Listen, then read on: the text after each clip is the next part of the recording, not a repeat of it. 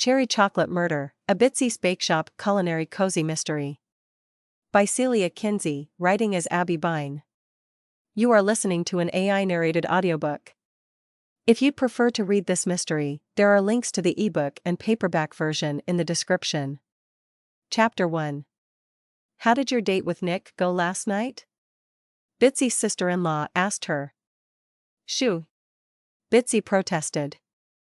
She looked furtively around the bakery kitchen. She and Liz were alone for the moment, but the man in question could decide to leave his post by the counter out front and walk through the kitchen door at any moment. What? Said Liz, trying to look innocent and not nearly succeeding. Did I say something wrong? It wasn't a date. Bitsie insisted. I thought you went out to dinner and saw a movie afterward, said Liz, refusing to be cowed by Bitsie's pleas for silence, but at least she lowered her voice. We did, said Bitsie, but it wasn't a date. Dinner and a movie sure sound a lot like a date, Liz insisted. Well, it wasn't, said Bitsie firmly. Nick and I are just friends. Oh, so you've friend-zoned him? Certainly not, Bitsie said. In fact, if anyone was in a position to do any friend-zoning, it was Nick. Even aside from being far too young for her, Nick was clearly out of her league. I don't think it ever entered his mind that I'd consider that a date, she said firmly. Liz just raised one eyebrow and went back to pouring cherry chocolate batter into a cupcake pan. Normally, Liz didn't come to the bakery to help, but Bitsie's two regular bakers were out. Hector had a family funeral to go to, and Annabelle had called in sick, although Bitsie didn't quite believe her story about having the flu. It might be flu season, but it was the third time Annabelle had taken sick leave in the last 3 months. 3 months was, coincidentally, the same length of time Annabelle had been seeing her new boyfriend, James.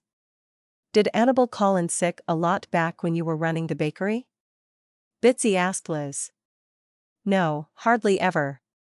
I hired Annabelle 6 years ago, and she's called in sick maybe half a dozen times. So once a year would be normal?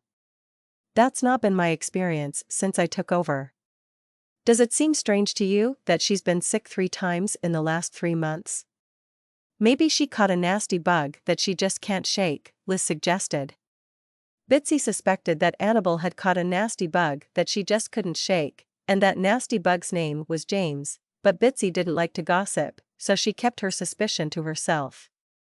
The thing was, Annabelle kept claiming to have the flu, but she never did show any lingering symptoms when she returned to work, although one time she had come back sporting a nasty bruise on one cheek. Annabelle claimed to have gotten bruised when she ran into a tree limb while raking leaves in her yard, but it looked to Bitsie a lot more like she'd been punched. Another time, Bitsie had walked into the tiny staff bathroom when Annabelle was washing her hands, and Annabelle had hurriedly rolled her sleeves down, but not before Bitsie had caught a glimpse of what looked very much like greenish-purple marks on her arm where someone had grabbed her far too roughly. Nick stuck his head into the kitchen and gave Bitsie a dazzling smile, which Bitsie tried to return with casual friendliness. Yes, she and Nick were definitely in the friend zone, not because she'd decided to put him there, but because that's where the two of them belonged. I'm taking off in a few minutes after I close up, said Nick. Will those cherry chocolate cupcakes be cool enough to box up? We sold out of them today. Going to see your granddad? Liz asked. Every Tuesday, Nick replied. I'm not allowed to show up empty-handed either. Cherry chocolate is his new favorite flavor. I thought your grandfather didn't care for chocolate, said Bitsie. Ah, he doesn't, but apparently his new ladylove is crazy for it, said Nick. They do live down there at Shady Grove. Who knew that assisted living was such a hotbed of romance? Liz laughed. They're senior citizens, not dead citizens, said Bitsie, a bit too defensively. She refused to believe there was an expiration date on love. Assisted living isn't slowing Granddad down any in that department, said Nick. He's managed to fall in love with 3 different women in the same space of time it's taken me to try and get over one. Bitsie wanted to ask Nick to elaborate on that one woman he'd taken so long to get over. He must be talking about his ex-wife, but she stifled the impulse. Unfortunately, Nick continued, the lady granddad's enamored with can't seem to make up her mind about him. Why can't she? Said Bitsie. Roscoe is a lovely man. Bitsie had gone with Nick to visit his grandfather too many times to count in the 6 months she'd been back in Little Creek. Nick's grandfather Roscoe was a kind, handsome, and quite a mischievous gentleman of 87. He was exactly what Nick would be in 47 years, the same sparkling green eyes, the same wavy hair, although, hopefully, Nick would keep more of his. Bitsie cut off her musing. Was it a bad sign that she'd moved on from admiring Nick's biceps, that was harmless enough, to imagining what he'd be like at 80? Yes, it was a bad sign, she decided. It was only one small step away from imagining what it would be like to grow old with him, and that was truly dangerous ground. I guess Granddad has a sort of love triangle going on, said Nick. There's another man who's crazy about the same woman. He's some guy Granddad's never really liked, but what can he do? Says the guy's a real jerk, but I wouldn't be surprised if that's who the lady ends up going for. Women go for those overbearing types sometimes. Nick trailed off, his mind elsewhere. Bitsie wondered if he was thinking about his ex-wife again. Had she left him for a jerk? So, your grandpa is plying her with cherry chocolate cupcakes in the hopes of winning her over? Liz asked. Yes, although cupcakes don't seem to have gotten him very far with her yet, Nick said. You want to come with me, Bitsie? Granddad loves you.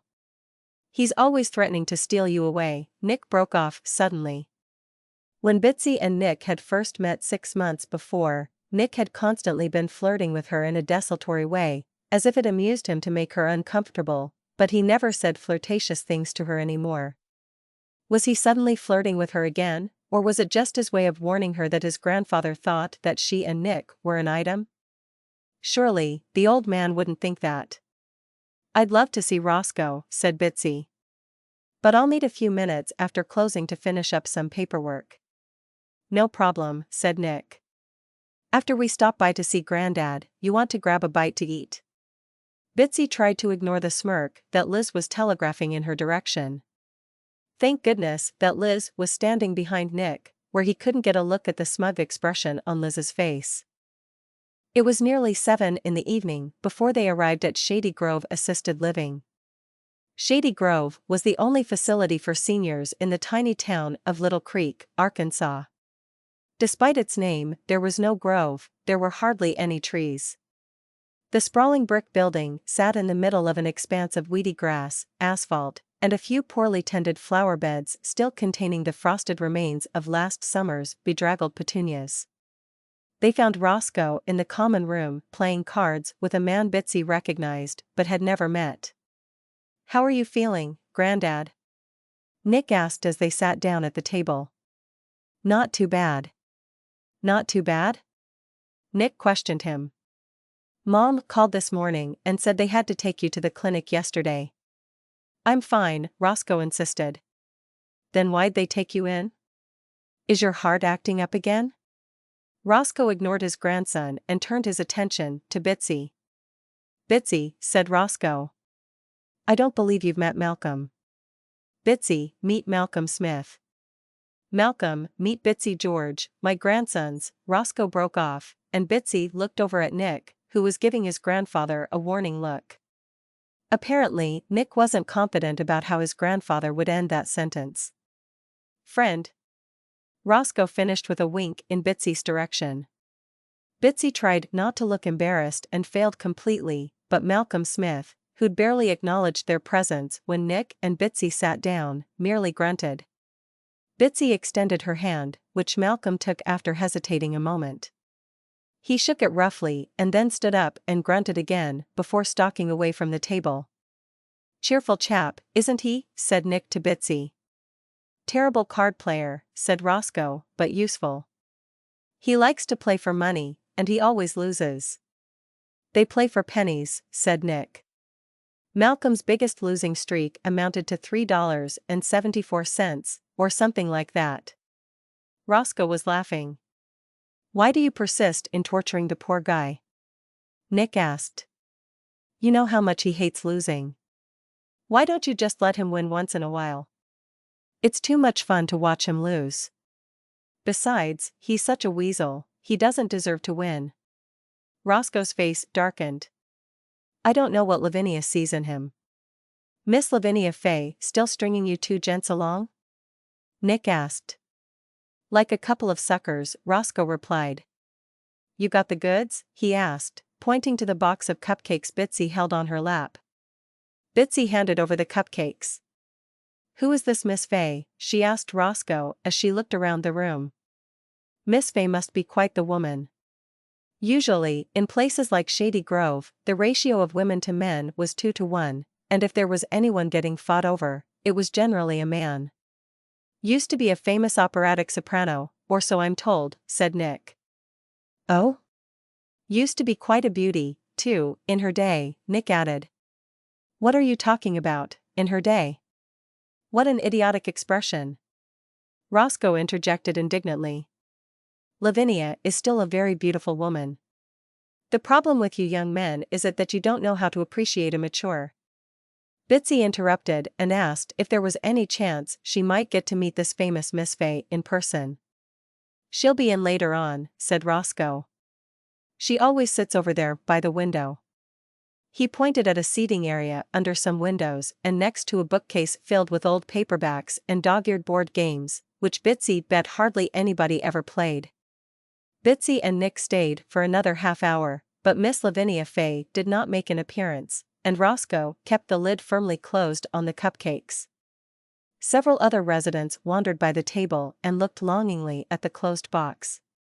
Ruby Shears, another friend of Roscoe's, came by and chatted away about nothing in an animated but distracted manner. She was friendly enough, but she came off as a bit daft, and it was obvious that she was more interested in the whereabouts of Malcolm than she was in the people sitting at the table. I just don't know what women see in him. Roscoe sighed as they watched Ruby totter her way across the common area in the direction of Malcolm's room. Probably the same thing that Annabel saw in her no-good boyfriend James, Bitsie thought, whatever that was. Why did some women go for men they already knew were colossal jerks? Hungry? Asked Nick, looking at his watch. We'd better go soon. It's almost 8, and they roll up the sidewalks around here in another half hour. It was true, half the restaurants in town would already be closed. Bub's Diner or Pietro's Pizza? Nick asked. Unless you want to drive all the way to Fayetteville. Bitsie didn't. Her feet hurt, and her cat Max was probably waiting impatiently at home for his dinner of diet kibble. Poor Max, he was always ready to eat, and it showed. Bub's Diner, she said. I love their honey-roasted ribs. Her mouth watered. She closed her eyes and imagined biting into one of those ribs. She opened her eyes to see Nick smiling at her. When she stared back at him, he didn't break his gaze. What? Bitsie demanded. Nothing, Nick said, laughing. If it's nothing, then why do you look so amused? It's just this look you get on your face when you think about food. I've never seen anyone who enjoyed eating so much. Bitsie looked down at her waistline and frowned. She and Max had a lot in common. She did enjoy eating, that was obvious by just looking at her figure. It wasn't that she was fat, exactly. In fact, in the last 6 months, she'd even managed to shed a few pounds, but she was hardly what could be described as streamlined. I'm not making fun of you, said Nick, looking genuinely concerned that he'd hurt her feelings. I know. I really like that you enjoy your food, he insisted. After spending a decade married to a woman who counted every calorie. She did, she really did. That woman was a calorie-counting fiend, Roscoe broke in.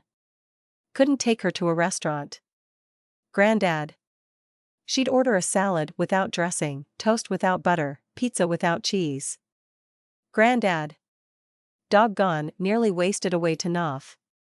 We'd better go, said Bitsie hastily. Nick never talked about his ex, and she'd never pressed him to. The only thing Bitsie knew about her was that her name was Tracy, and when she and Nick had broken up, Tracy had moved away to Nebraska. Some things in the past were better left in the past, Bitsie thought. She certainly had memories of her marriage to Robert that she'd rather not talk about. Bitsie was just taking that first heavenly bite of honey-roasted ribs at Bub's diner when Nick's phone rang. "Hi, Grandad. How were the—" There was a lot of talking on Roscoe's end, which Bitsie couldn't hear. When Nick finally hung up, his face was ashen. "What is it?" Bitsie asked. "It's bad." "What's bad?" "It's really bad. You're going to have to say a bit more than that." "You remember Malcolm?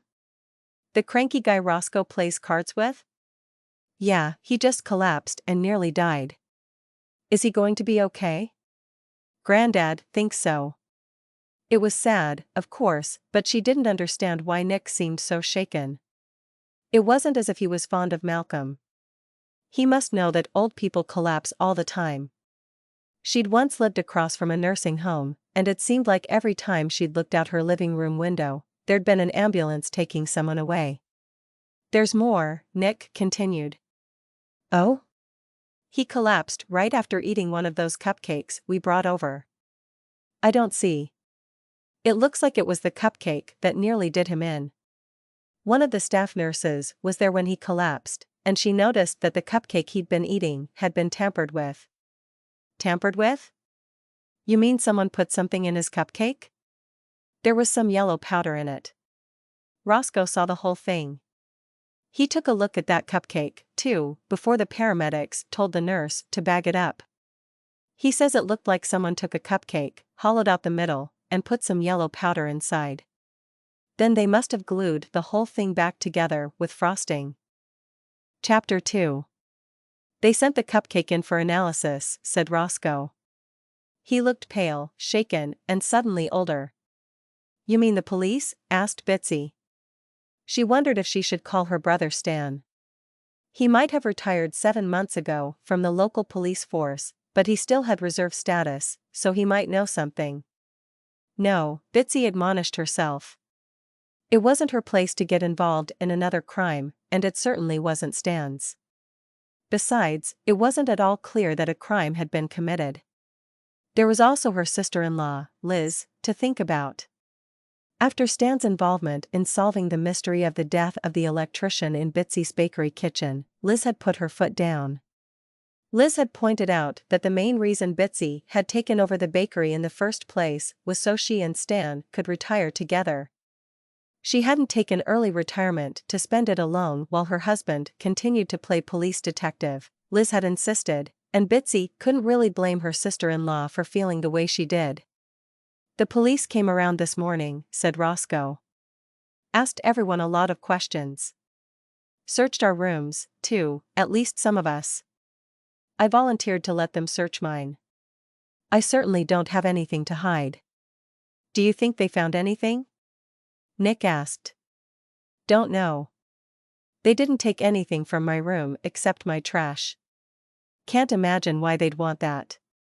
"What kinds of questions did they ask?" Bitsie asked. She just couldn't help herself. "They wanted to know if Malcolm had any enemies," Roscoe replied. "Had he recently argued with anyone? That sort of thing." "Had he?" Nick asked.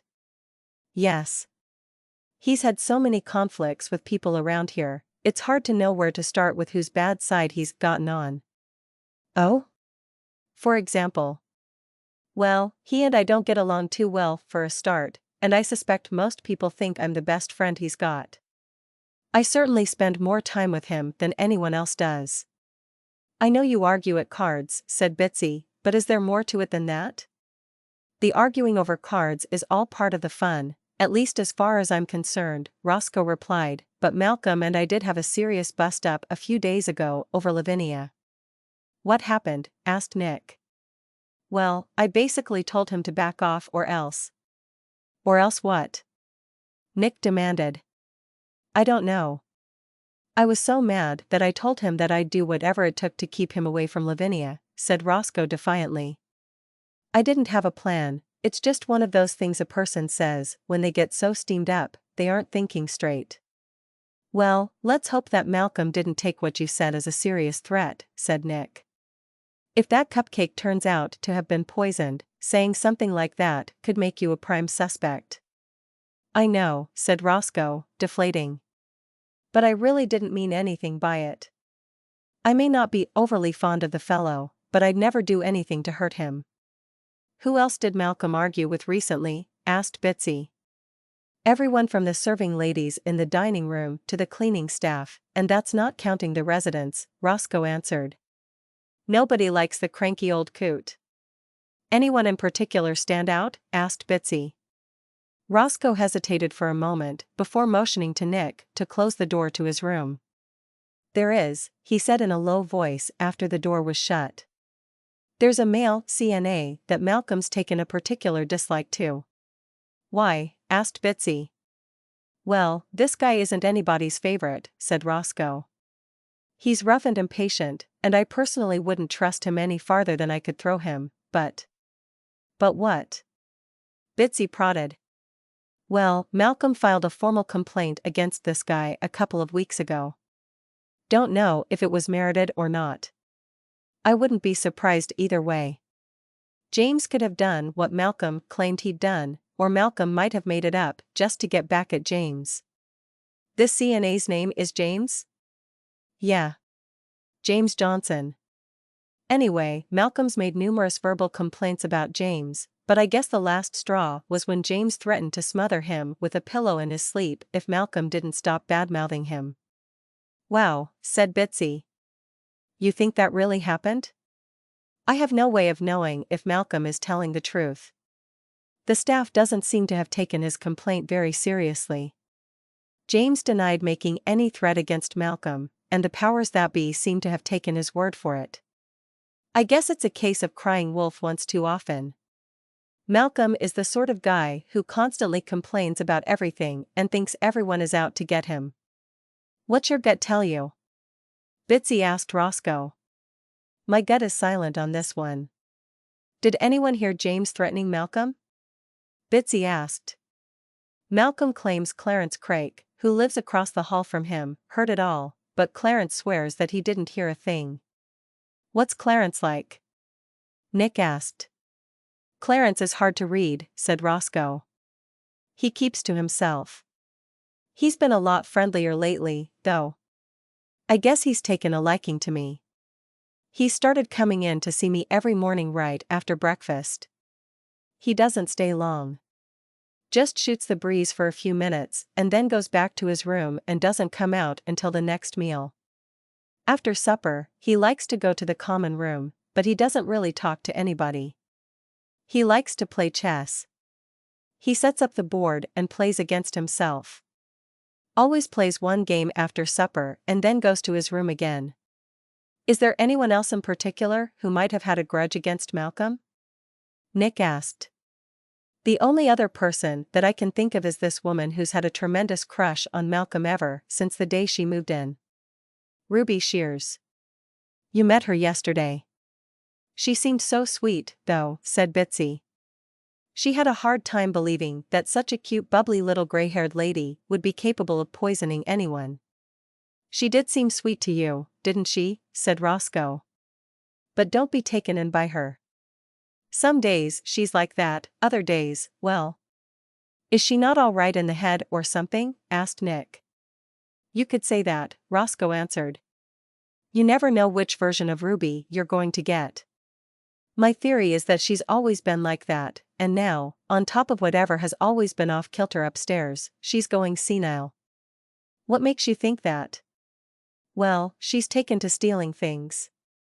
I talked to her daughter about it when she came to visit last week, and it's something that's started quite recently. The daughter thinks that Ruby just picks stuff up and sticks it in her pockets, and half the time, she doesn't even realize that she's taking things that don't belong to her. But what makes you think Ruby might have tried to harm Malcolm? Bitsie asked. Something happened last week. She bugged Malcolm one too many times. Malcolm's head over heels for Lavinia, so Ruby never had a chance with him anyway. But I guess Malcolm finally came right out and told Ruby to leave him alone. told her he didn't want to ever speak to her again.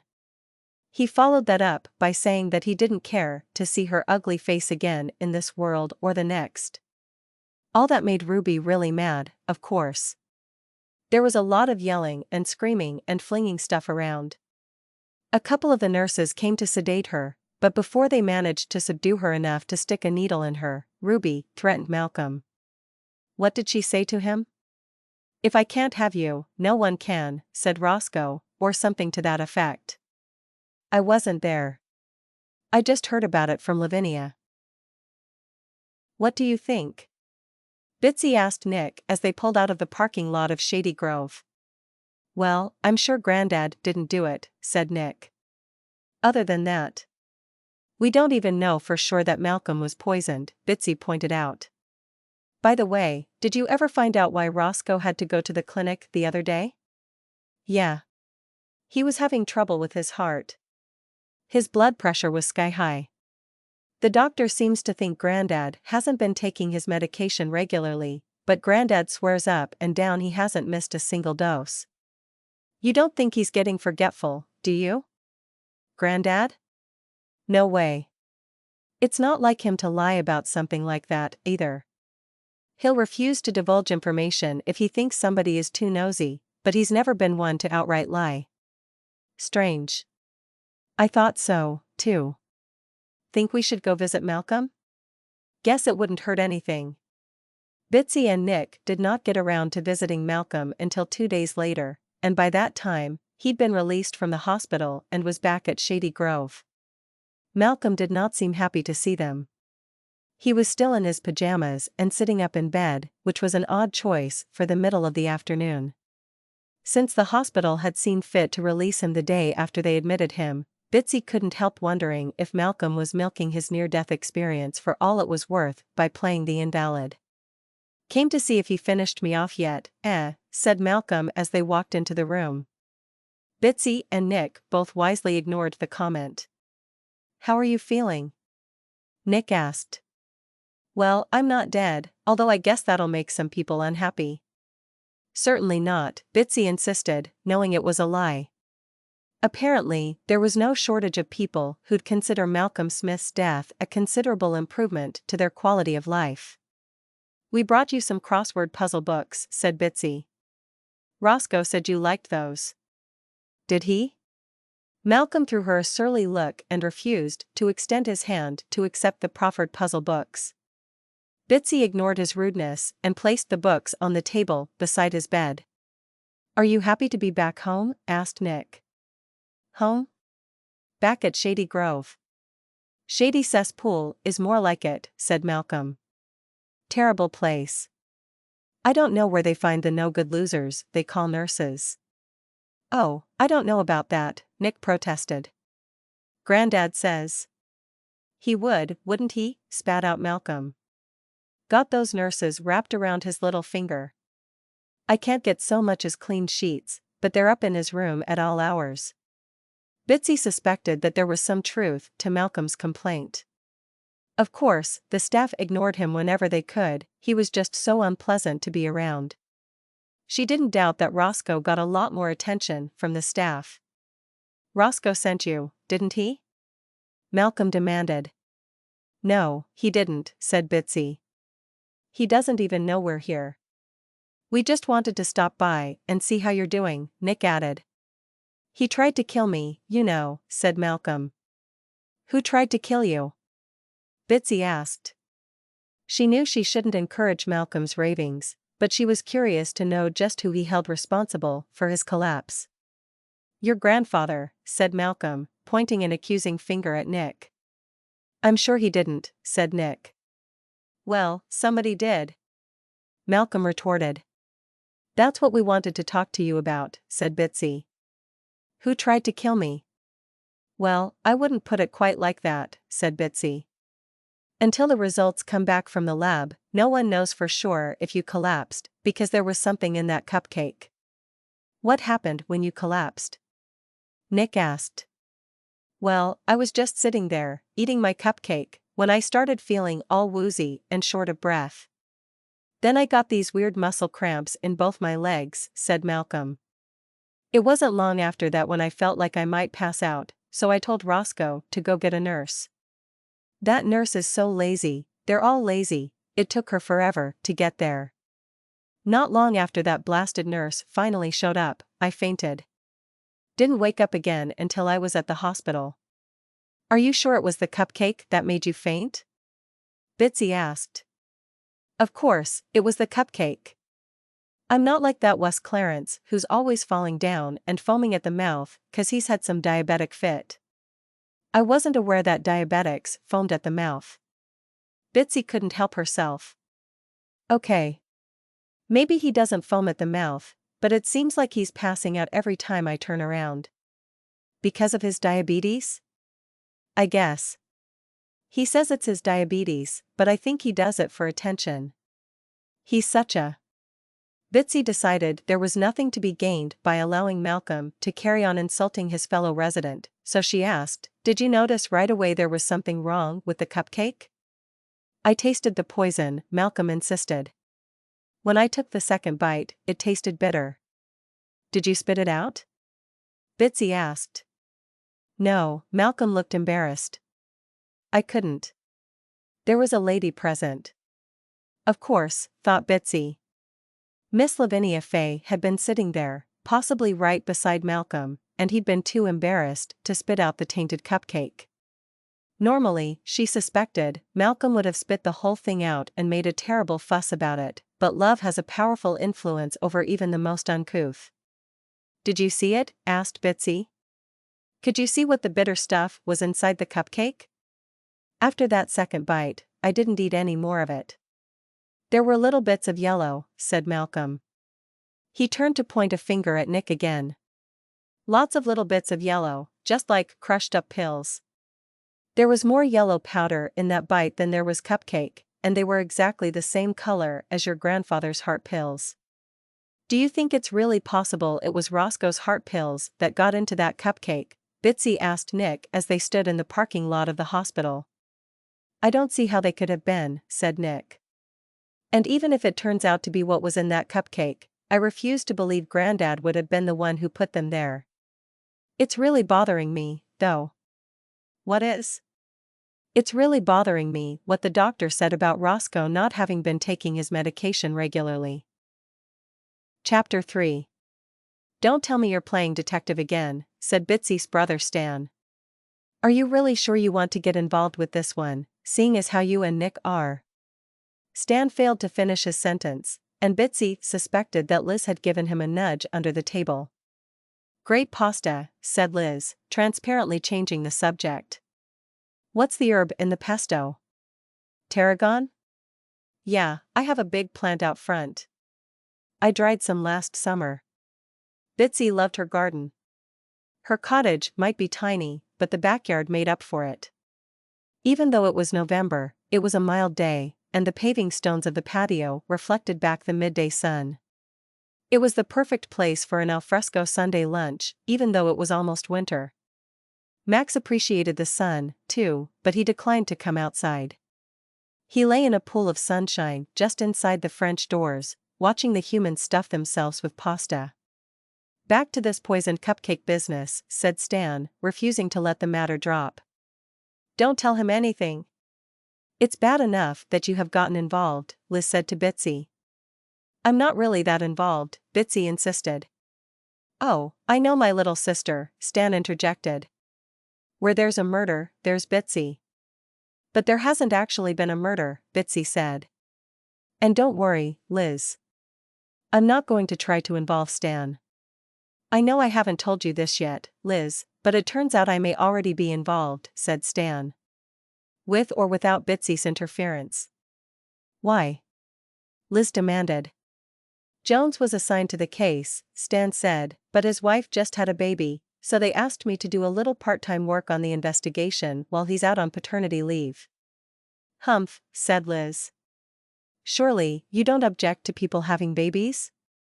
Stan looked at his wife mischievously. I was under the impression that you've always been very pro-baby. So, you're saying there's officially an open investigation? Bitsie asked.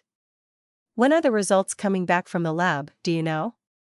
Bitsie didn't mention Malcolm's suspicions about Roscoe's heart medication, and she realized that was a problem. Stan was right, she was too close to the situation to be impartial. Her own brother was investigating a possible crime, and her first instinct was to withhold information. That couldn't be a good thing. The lab results won't come back for another 2 weeks, said Stan. But, in the meantime, feel free to hang around Shady Grove. See if you can get any of the old folks to spill the beans. You have a way of getting people to talk that an officer in uniform, or out of uniform, just can't replicate. You're treating this as attempted murder, then? Asked Bitsie. I know there's no proof yet, but I'm sure that Malcolm Smith's collapse wasn't just a coincidence. I saw photos of that cupcake in the case file, and it had definitely been tampered with. It was obvious that someone had hollowed out the center. Looked like they mushed up the cake they'd dug out together with the powder and stuffed it back into the middle.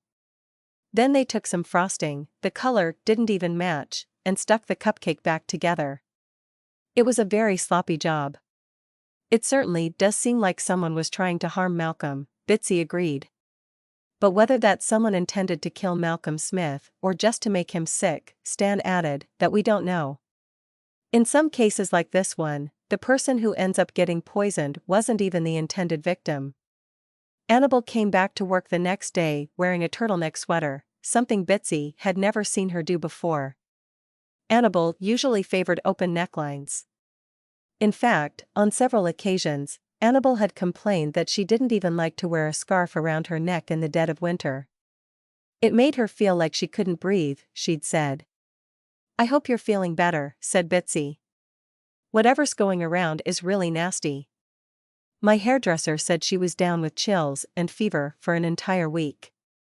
I'm fine, Annabelle insisted. She did look fine. She hadn't lost weight, and she didn't look feverish. There wasn't even any sign that she'd had any nasal congestion. How's James? Asked Bitsie. When are we going to get to meet him? He's fine, said Annabelle, but she didn't meet Bitsie's eye and changed the subject as quickly as possible. I heard a friend of Nick's grandpa got sick off one of our cupcakes, Annabelle said. Is that true? Unfortunately, yes, said Bitsie. How did you hear about that? Word sure got around fast in a small town. Oh, I know somebody who works at Shady Grove. Who? Annabelle hesitated, and before she got around to answering, they were interrupted by the bell going off out front, signaling that they had a customer. Nick was on his break, so Bitsie hurried out front to serve the customer, but not before saying to Annabelle, I want to know what you heard. It might be important. Bitsie never did have a chance to ask Annabelle what she'd heard about that poisoned cupcake or who she'd heard it from. Annabelle and Hector came in at 3 in the morning to start baking, so they headed home by noon, which left the shop in the hands of Nick and Bitsie, if things got really busy, until they closed at 6. Just before closing, Nick came into the storage closet where Bitsie was doing inventory and said, I heard from Grandad a while ago, and he seems a little worried. Why? Bitsie shifted an industrial-sized sack of flour and a dusting filter down onto her face. Her hands were full, so she blew upward into her bangs to get it off, but only succeeded in getting it into her eyes. You need some help? Nick asked, reaching out to brush the flour out of her curly fringe. Bitsie backed away, but there wasn't far to retreat. Nick dropped his hand and took her clipboard. Bitsie scrubbed furiously at her floured face with her free hand. What's this about Roscoe? She asked to cover her discomfort at Nick's close proximity in the tiny storage closet.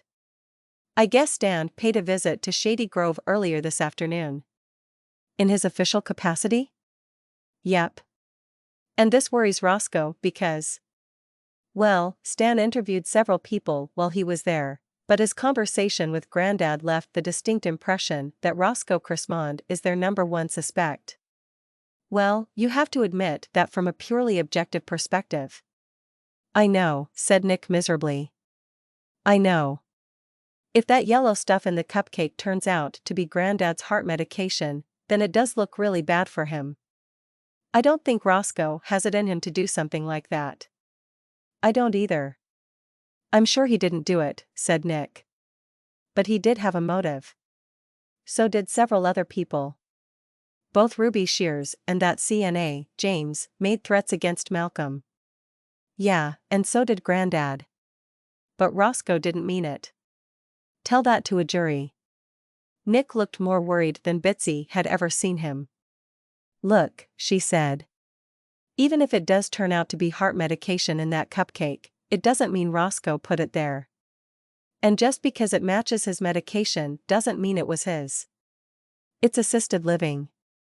There are probably half a dozen residents taking those same pills. Someone could have stolen Granddad's pills, Nick pointed out. I think that's more likely. Otherwise, why would he have started showing symptoms of not having taken his medication regularly? But if Roscoe wasn't the one who was hoarding those pills instead of taking them, wouldn't he have noticed that they were going missing? Bitsie asked. Maybe he's getting more forgetful than he's letting on. Bitsie was doubtful. She'd never seen any signs that Roscoe's mind was going. How many medications does Roscoe take? She asked Nick. Just the heart medication and a multivitamin. The staff keeps the bottles in their nursing station. They like the residents to be as independent as possible. Grandad is perfectly capable, so they give him a week's worth in advance. He has this pill organizer with the days of the week on it. He keeps it in the drawer of his nightstand. I'd like to know what that heart drug is, exactly, and the dosage, said Bitsie. I think I'll stop by after I leave here and see if I can find out. Want me to go with you? Nick asked. She did want him to go with her, but if she persisted in spending almost every evening with the man, people really were going to get the wrong idea. No, she said. I think it's better if I go alone this time. I'd like to have a chat with that Ruby person. I don't have any reason to think she did it, but she sounds like the most unstable individual in our roster of potential poisoners. Chapter 4. Bitsie didn't bother going in search of Roscoe right away when she arrived at Shady Grove. She'd arranged with him earlier, over the phone, to meet her in the common room at 6, but Bitsie had intentionally arrived earlier in hopes of catching Ruby Shears in a disposition to talk. Bitsie found Ruby sitting on a couch over by the windows, near the spot that Roscoe had pointed out as being the habitual haunt of Miss Lavinia Fay. Bitsie wondered if Miss Fay would show up and, if she did, what the two ladies might have to say to each other. Ruby didn't recognize Bitsie at first, but after a tedious and repeated explanation of having met before, the lights came on in Ruby's eyes, and she said, "Oh yes, you're Nick's girlfriend." Bitsie was tempted to deny the statement, but since she'd just spent 5 minutes establishing that Nick was Roscoe's grandson, she didn't feel it was worth the effort. Besides, it left her a valuable opener to ask about Ruby's own love life. "Do you have a gentleman friend?" Bitsie asked. She wasn't fond of the term gentleman friend, but boyfriend didn't seem right, either. Ruby didn't answer right away, but her persona abruptly changed from daft agreeability to something entirely different. She didn't just look angry, she looked downright scary. Then Ruby followed up this change of demeanor with a string of obscenities that Bitsie wouldn't have thought a sweet little old lady would even have known, much less have been prepared to speak aloud. Apparently, Ruby was not a sweet little old lady, despite her initial appearances. Although she didn't mention Malcolm by name, the string of obscene insults was obviously directed at a man who had rejected her. Ruby finally calmed down enough to demand, "Who told you?" "Who told me what?" Bitsie tried to remain calm and reasonable, but it was hard to remain calm and reasonable in the face of a woman who looked ready to attack her with whatever she could find at hand, in this case, Volume 17 of the world's greatest classic literature, which lay on the coffee table in front of them. It was a substantial hardback bound in imitation leather and appeared to have never been opened but instead to have led its entire literary existence as an improvised coaster for countless coffee cups. As a precaution, Bitsie snatched the book from the table and slipped it behind her back while mumbling something about the book offering her ailing spine lumbar support. Ruby appeared supremely disinterested in the condition of Bitsie's back. "Who told you to spy on me?" she hissed. "Spy?" Bitsie protested. Why would I be spying on you? Bitsie was spying, but no good could come from admitting to it. I'm just waiting for Roscoe, Bitsie continued. I don't believe you. Malcolm sent you, didn't he? Why would Malcolm send me? I only just met the man last week. Ruby deflated a bit and said, well, I didn't do it. Of course not, said Bitsie, not bothering to ask what it was. Ruby looked around suspiciously and motioned her head in the direction of the bookshelves where Clarence Craik, true to form, was taking out the chess set for his after-supper game against himself. Ruby waited until he had taken the box containing the chess set and walked away to a table across the room before she leaned over close to Bitsie, abruptly chummy, and said, I think Lavinia did it. This was new. So far, no one had even hinted that Miss Lavinia Fay might be the poisoner. What makes you think that? Bitsie asked. No matter what Ruby might say, Bitsie wasn't inclined to believe any of it, but she was still curious. Was Ruby trying to frame Lavinia for something she'd done herself? Was her accusation simply the ravings of a clearly unstable mind? Or did she have some reason to suspect Lavinia of wanting to harm Malcolm? At first, she encouraged him, said Ruby. Who? Malcolm? Yes, Lavinia led him on. Really? Do you think she was just leading on Roscoe, too? Yes. What makes you think that? Because Lavinia had another man. The whole month of August, she was carrying on with him. It's disgraceful. She had a man? Who? I can't say. Why not? I'm not supposed to know. Bitsie very much doubted that was the real reason Ruby was hesitant to tell. Bitsie was not even sure Ruby wasn't just making up a tall tale, but it was more expedient to feign credulity, so she just said, How did you find out? I saw them. I saw them together, going into his room. They'd go into his room and shut the door, but then when they were out here, Ruby paused and motioned around the common room. Out here, they'd act like they didn't even know each other. And you're sure they were having a romance? If you want to call it that. Those two finally broke up, I think, but she's still stringing poor Roscoe along. Bitsie decided to change the subject before Ruby gave her more details than she wanted to know. The only detail Bitsie really cared about was the identity of the mystery man, and that was the one thing Ruby wasn't going to tell her. Roscoe tells me that Lavinia used to be an opera singer, said Bitsie. Oh, she loves telling people all about how she used to be famous, thinks she's better than the rest of us. Doubtless, Ruby could have gone on at length about her distaste for Miss Fay, but Roscoe joined them, and Ruby suddenly turned bubbly and animated and completely unrecognizable as the hateful woman who'd turned the air blue with her language a few minutes before. Nick not come with you? Roscoe asked.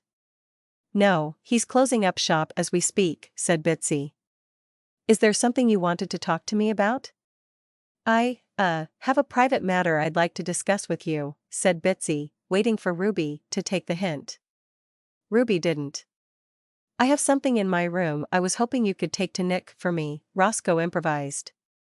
He obviously understood the need to avoid eavesdroppers, particularly Ruby. As she and Roscoe left the common room, Bitsie could feel every eye in the place watching them go. Every pair of eyes except those belonging to Clarence Craik. Clarence was immersed in his solitary chess game and only looked up when Miss Lavinia Fay, who came in the door as they went out of it, sat down at the piano on the opposite side of the room and began to play. Roscoe lingered in the doorway for a moment until Bitsie tugged at his sleeve. You like her that much? Bitsie asked as they walked down the hall toward Roscoe's room. Yeah, I do. Even though she doesn't have the time of day for me. But she hasn't actually told you to back off yet, Bitsie pointed out. She finally did tell Malcolm to take a hike a couple of days ago.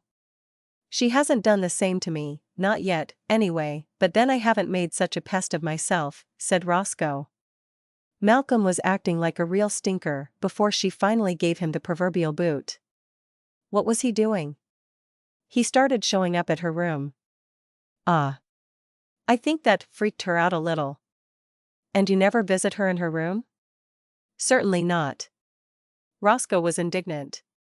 If I want to speak to her, I wait for an opportunity at mealtime or for her to come to the common room. Does she often give impromptu performances like that? Pretty often. Through the open door of Roscoe's room, Bitsie could hear Lavinia singing.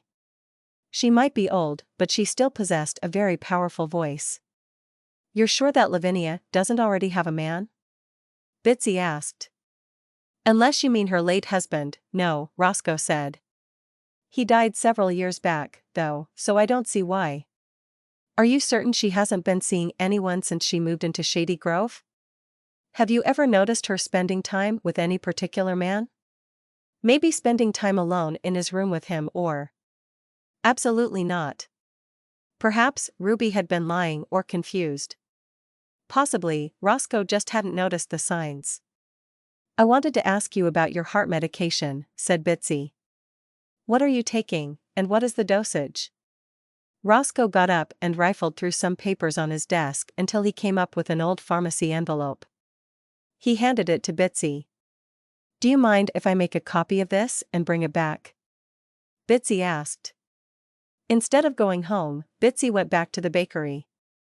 They had a little printer/copier in the back of the office, and she wanted to get Roscoe's prescription returned to him as soon as possible. Nick's car was still parked in its usual spot in the alley, and behind it was another car with Nebraska plates. Odd place for a customer to park, Bitsie thought as she pulled in behind it. Besides, Nick should have closed up shop an hour ago. As Bitsie stepped through the back door to the bakery and into the kitchen, she heard voices out front. One voice was Nick's, and he was speaking too softly for her to make out what he was saying, but the other voice belonged to a woman, and she was speaking just loudly enough for Bitsie to catch fragments of her half of the conversation.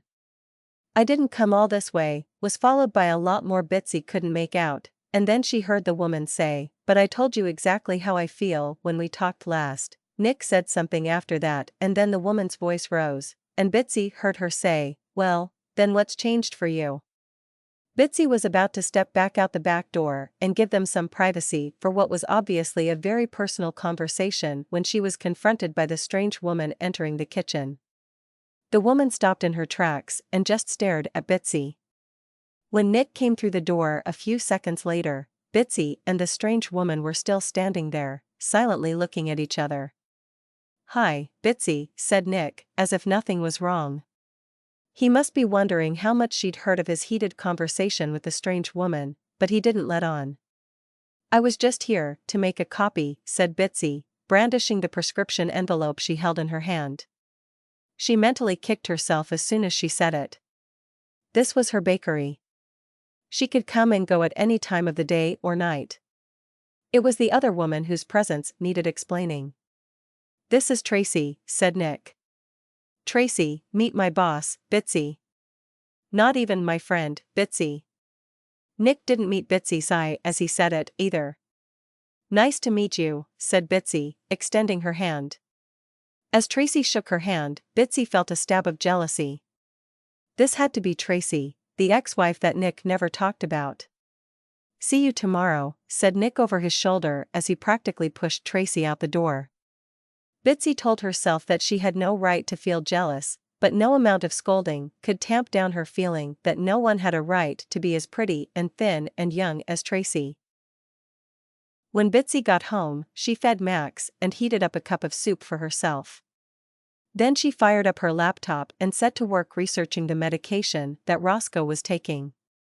There was a clue to the poisoner out there somewhere, she was sure, and she was convinced that clue would have something to do with the heart medication.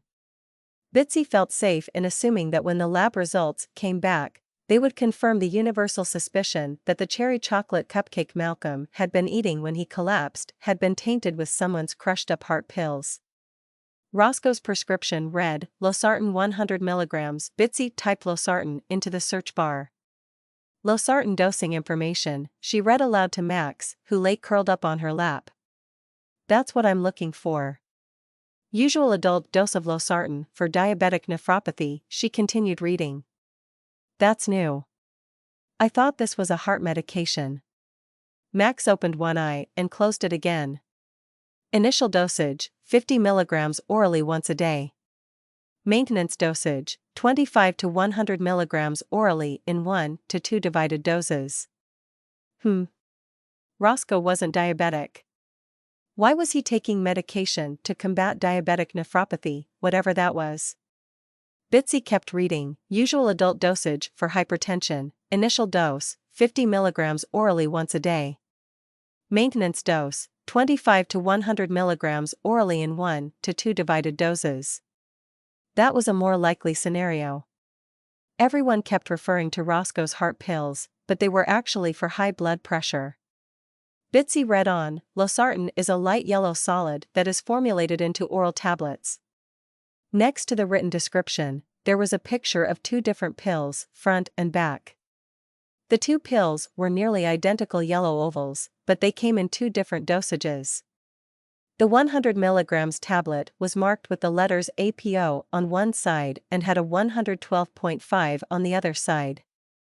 The 50 mg tablet looked exactly the same, except in the place of the number 100, there was a 50 instead. How very easy it would be, Bitsie thought, to mistake or substitute a 100 mg tablet for a 50 mg one. Bitsie skimmed the article until she came to information on overdosing. Moderate toxicity would cause a person to experience low blood pressure, muscle cramps, and dizziness. Only Malcolm hadn't just gotten dizzy, he'd actually lost consciousness. Chapter 5. The next morning, Bitsie finally crossed paths with Annabelle's elusive boyfriend, James. When Bitsie arrived at 10, Annabelle's car wasn't parked in its usual place. Bitsie hoped that Annabelle hadn't decided to stay home from work without telling anyone, but when Bitsie got inside, Annabelle was there, hard at work frosting freshly cooled cupcakes from that morning's bake. "You didn't bring your car to work today?" Bitsie asked. "It wouldn't start," said Annabelle. "Hector stopped by on his way and picked me up this morning, and James will be here in half an hour to get me." Annabelle paused nervously before continuing. "You don't mind if I leave a little early? I don't really know exactly when James is coming, and he doesn't like to wait. I'll finish up the frosting before I go."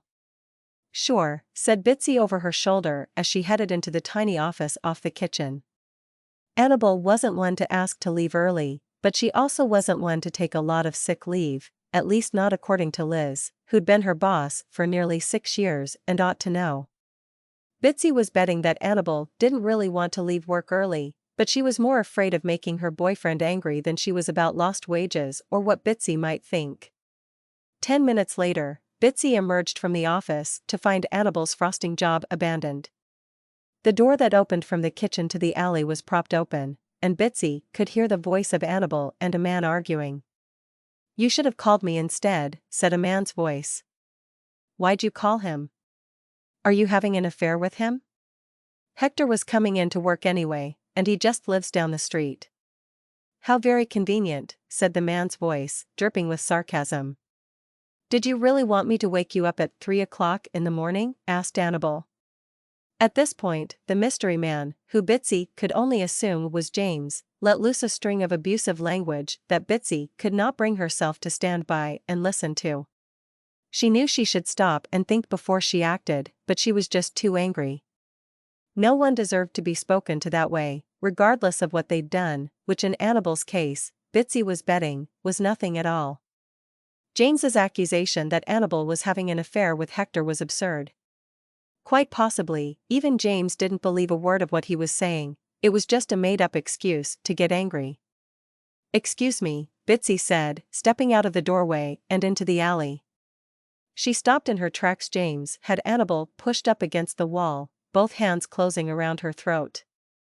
Bitsie couldn't believe what she was seeing.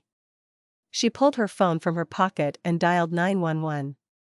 When the dispatcher answered, she said, "I'd like to report an assault in progress." James abruptly dropped his hands and let Annabelle go. He turned on his heels and left, but not before he said, "You'll pay for this." He was looking at Bitsie, but she had a sick feeling in the pit of her stomach that the person who would be paying was not herself but Annabelle. Annabelle walked shakily to the back steps and sat down.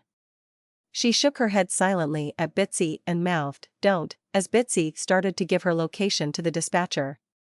"Just a minute," Bitsie said to the dispatcher. "You really don't want to report this?" she asked Annabel. "No." "Why not?" Annabel just shook her head. "He's gone now," Bitsie said into the phone, "but I'd like to have an officer down here, anyway." Annabel was silently protesting, but Bitsie persisted. The dispatcher said she'd send an officer out and that Bitsie should stay on the line. It might just make things worse for Annabel in the short term, Bitsie realized, but how was doing nothing at all the right thing to do? It was her employee and her bakery, and even if it hadn't been, she couldn't stand to see anyone treated the way she'd just seen James treat Annabel. Bitsie hit the mute button on her phone and went and sat down on the steps next to Annabel. "You don't have to let him do this to you. You know that, don't you?" Bitsie said. "It's not as bad as it looks," said Annabel. Bitsie doubted that very much. She was sure Annabel had her reasons for staying with James, one of which was, undoubtedly, that she was too scared to leave him. Abusive men didn't let go of their victims easily. Sometimes, the women who left them didn't survive the experience, but risking the worst was the only way to break free from a man like James. Annabel needed someplace to go for a while where James couldn't find her. "If you need a few weeks off," said Bitsie, "you could go out of town for a while until—" No, said Annabel. "I have a friend in St. Louis," said Bitsie, "she runs a place where you could stay. It's not that hard to get a restraining order, you've even got a witness." "I'm fine, really," said Annabel, her voice still shaking. Bitsie wanted to say, "You are not even close to being fine," but instead, she let the matter drop. When she had a chance, she'd look up the number of her friend who ran the women's shelter and make Annabel take it, just in case she needed to make a quick getaway later on. The officer came and wrote a report based largely on what Bitsie told him. Annabel didn't want to press charges, she insisted. In fact, she implied that Bitsie was greatly exaggerating. After the officer left, Bitsie offered to take Annabel home, but she declined. She'd call her cousin to come to get her, she said, and wandered off in the direction of the convenience store down the street where Bitsie suspected James was waiting for her. That evening, Bitsie got together with Stan and Liz for supper. When she told Stan what had happened, he just shook his head. "That's one of the most frustrating things about law enforcement," Stan said. "Sometimes you know in your gut that something pretty terrible is going on, but the victim either can't or won't cooperate, and then there's not much you can do." "What do you think I should do now?" Bitsie asked. "At this point," Stan said, "there's not much more you can do. Just let her know that you'll be there to help her when she's ready for it," said Liz. "In my opinion," said Stan, "a guy like that, who has so little impulse control that he goes to his girlfriend's workplace and spontaneously attacks her, he's going to mess up again in a big way, sooner or later." Stan was right, but James's big mess up turned out to be sooner than Bitsie could have imagined it, and she was even there to witness the immediate aftermath. A few days after James came to the bakery, Bitsie and Nick went to visit Roscoe. As they pulled into the parking lot, they saw 3 police cruisers pulled up at the entrance, lights flashing. Bitsie and Nick got out of the car and headed inside. Just inside the entrance, they were met by 2 officers practically dragging a red-faced and handcuffed young man in a nurse's uniform. He had a nasty head wound that was bleeding down his neck and onto his scrubs. His face was distorted with rage, but not so distorted that Bitsie didn't recognize him. It was James, Annabel's James. Bitsie and Nick stepped aside to let the officers and their prisoner pass and headed on to Roscoe's room. "You know who that was?" Bitsie asked, pausing outside Roscoe's door. "The guy in the cuffs?" "No idea. That was Annabel's boyfriend. The one who came to the bakery the other day and tried to choke her?" "Yeah," Bitsie answered. "His name is James." "James?" "Yeah. James. Are you thinking what I'm thinking? Are you thinking that Annabel's jerk boyfriend is the same person as the nurse who may have threatened to suffocate Malcolm?" "They are both named James," Nick pointed out. They were barely through the door of Nick's granddad's room before Roscoe announced that there'd been another attempted murder at Shady Grove. "Someone tried to kill Malcolm again," Roscoe said. "What happened?" asked Bitsie. "On the way in, we saw a nurse getting hauled away by the police." "Well, you know that CNA that Malcolm says threatened to put a pillow over his face? Well, he just attacked Malcolm for real, only this time there were witnesses." "Who?" asked Bitsie. "Ruby Shears. She came to Malcolm's room, and James was in there on top of him with both hands wrapped around Malcolm's neck.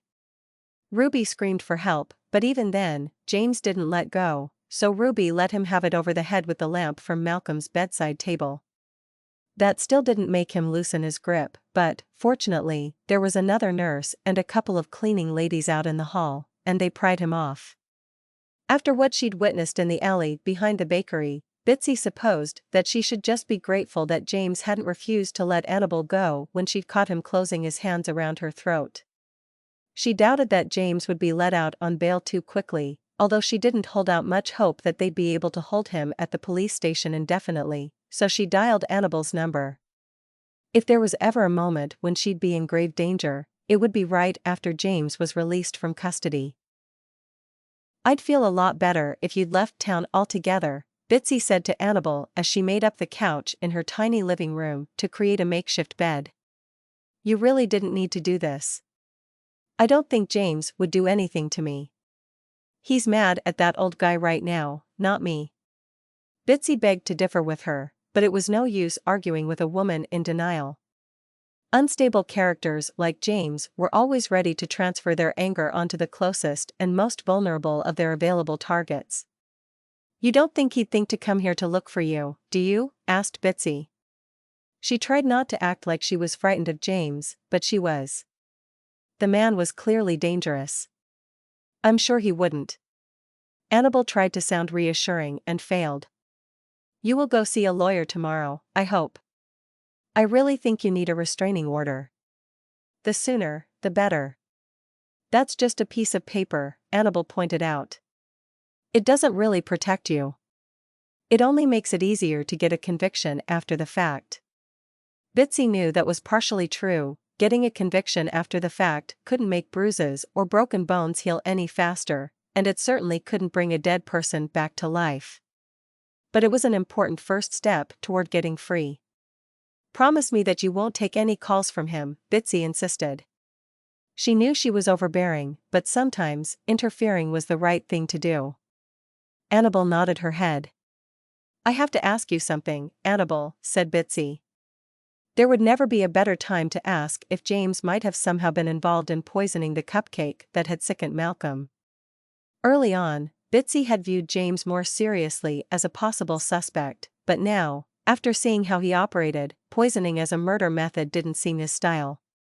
Still, James would have been in a position to have access to the medications of all the patients, and since he'd tried to take out Malcolm by brute force, it wasn't entirely out of the question that he'd have already tried a subtler method.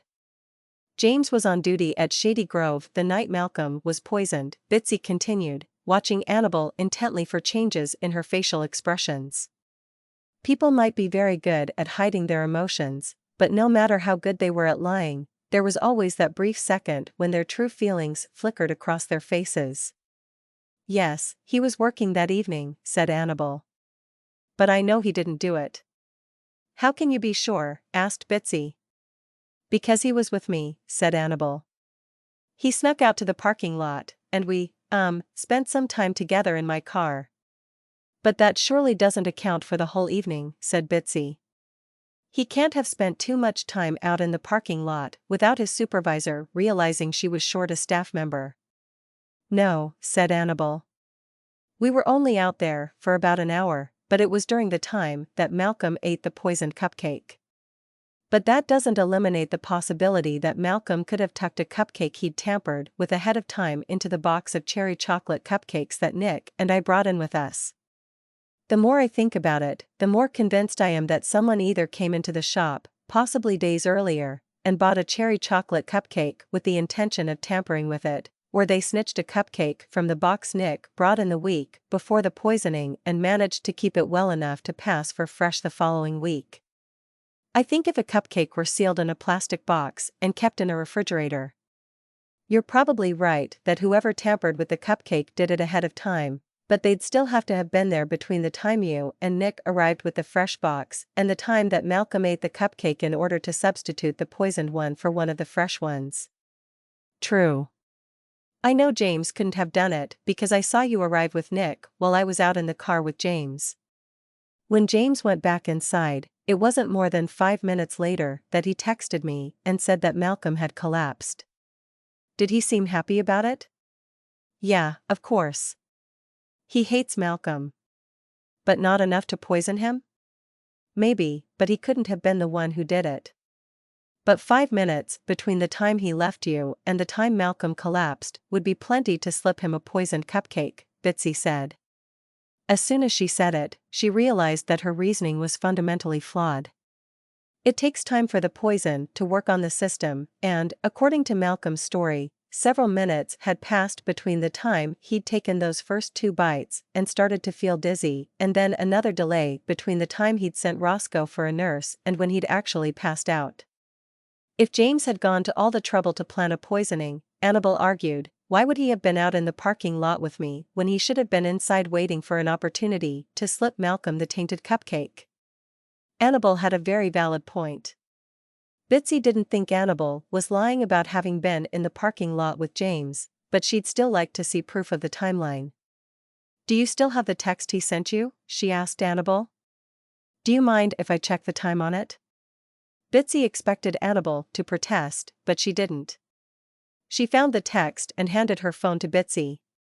The text said precisely what Annabelle had suggested that it would.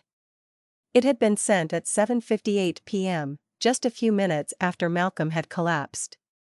Did anyone else see you and James together that evening? Asked Bitsie, handing Annabelle's phone back to her. Yes. We got caught by one of the other CNAs. She was really mad. She found us out in my car and yelled at him. Said she'd spent the past half hour trying to locate him. Did she report James to their supervisor? I don't think so, said Annabelle. She was mad, but she's kind of scared of James, I think.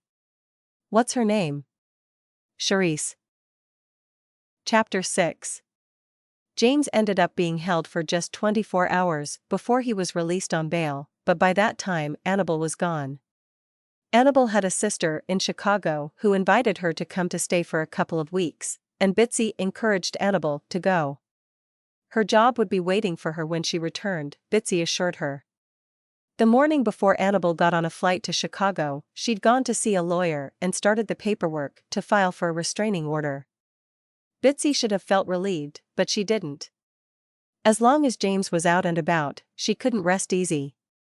She still wasn't entirely convinced that he couldn't have been the one to poison Malcolm, so, even though she was exhausted from taking Annabelle's place on the early morning shift at the bakery, she went straight to Shady Grove after she got off at noon.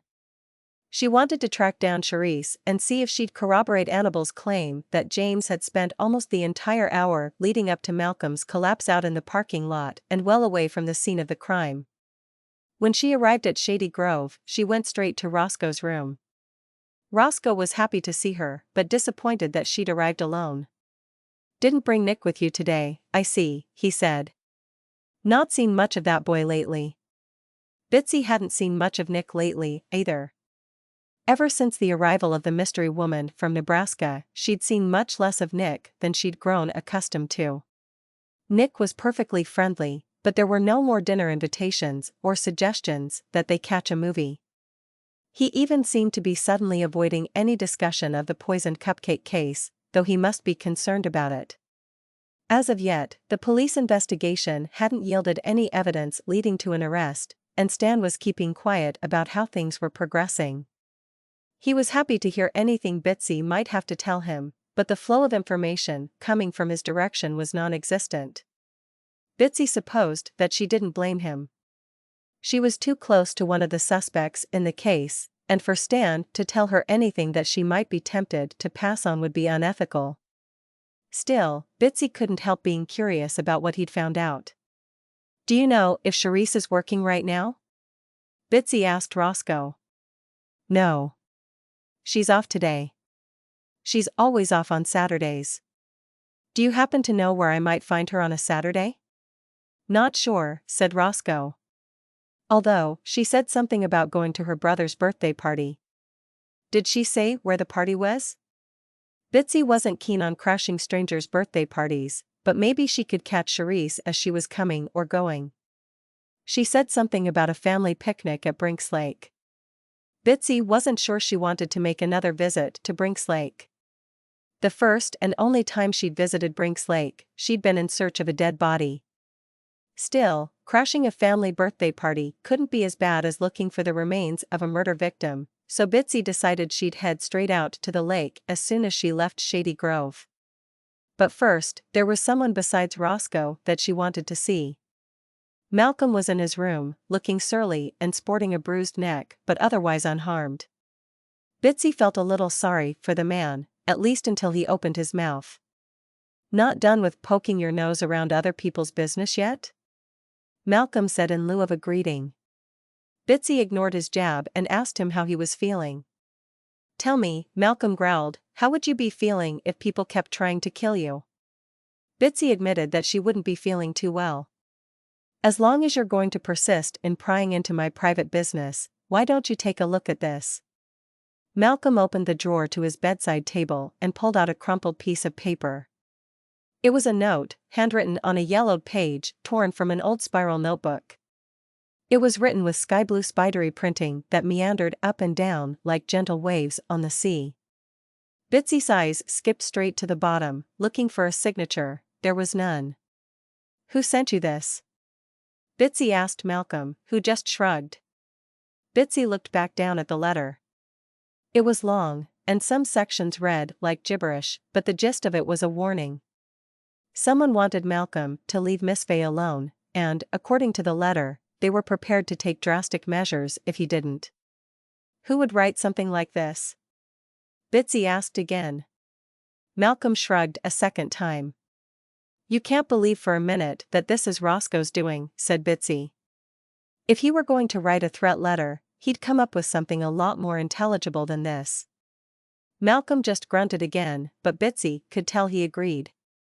"This is written by someone with an unsteady hand and soup for brains," she announced. It was an unkind way of putting it, but the barely comprehensible dreck she held in her hand could not possibly be the product of a stable mind.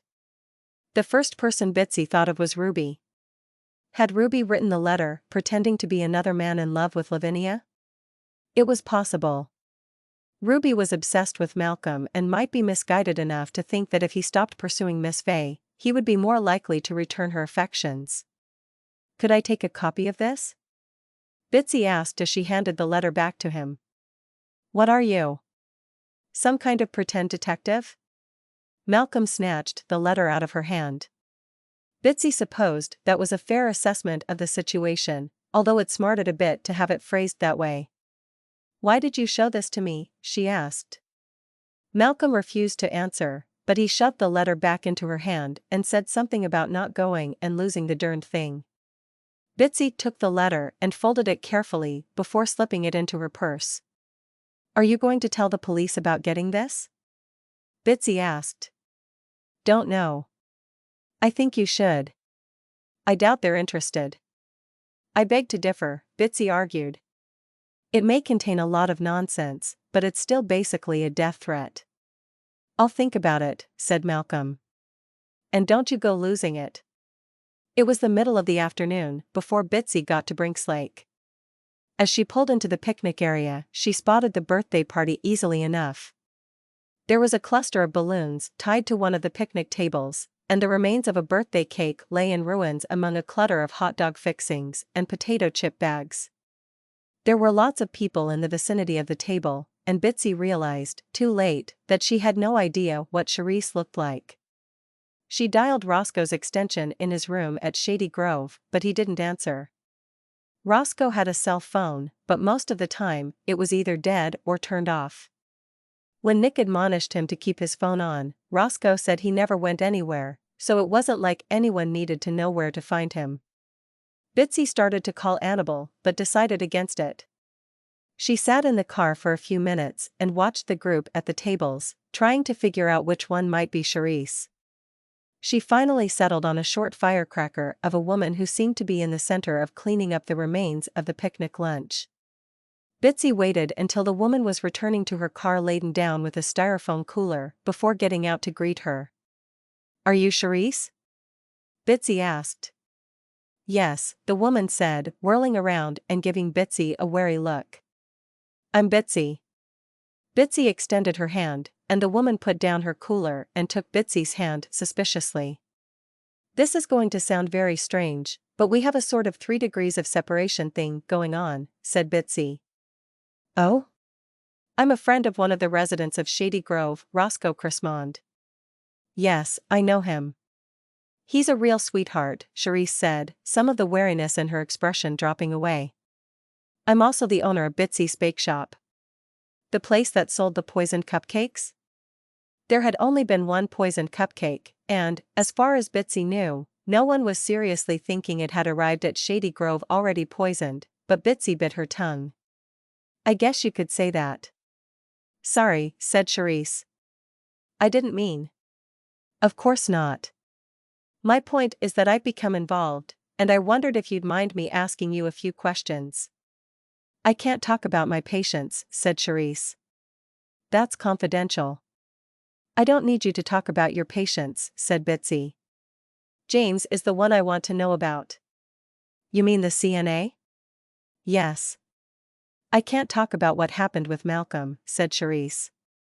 "Because it involves a patient." "That's right. I don't want to know about that."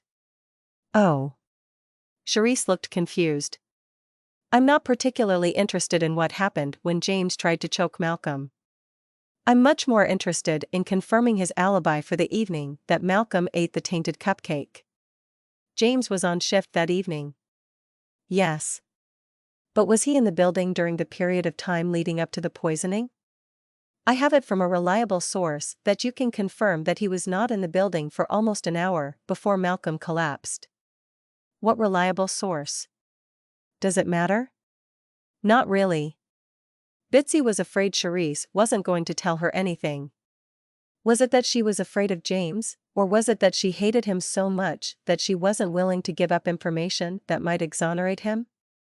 "I can't tell you anything," Charisse finally said. "But if you can get a look at the security camera footage for the door at the north end of the building, I think it'll prove your point far better than anything I can tell you." Stan wasn't talking to Bitsie about the case, which tempted her not to share anything she knew with him, but this was too big to keep to herself. Besides, one needed a search warrant to go around demanding access to security camera footage.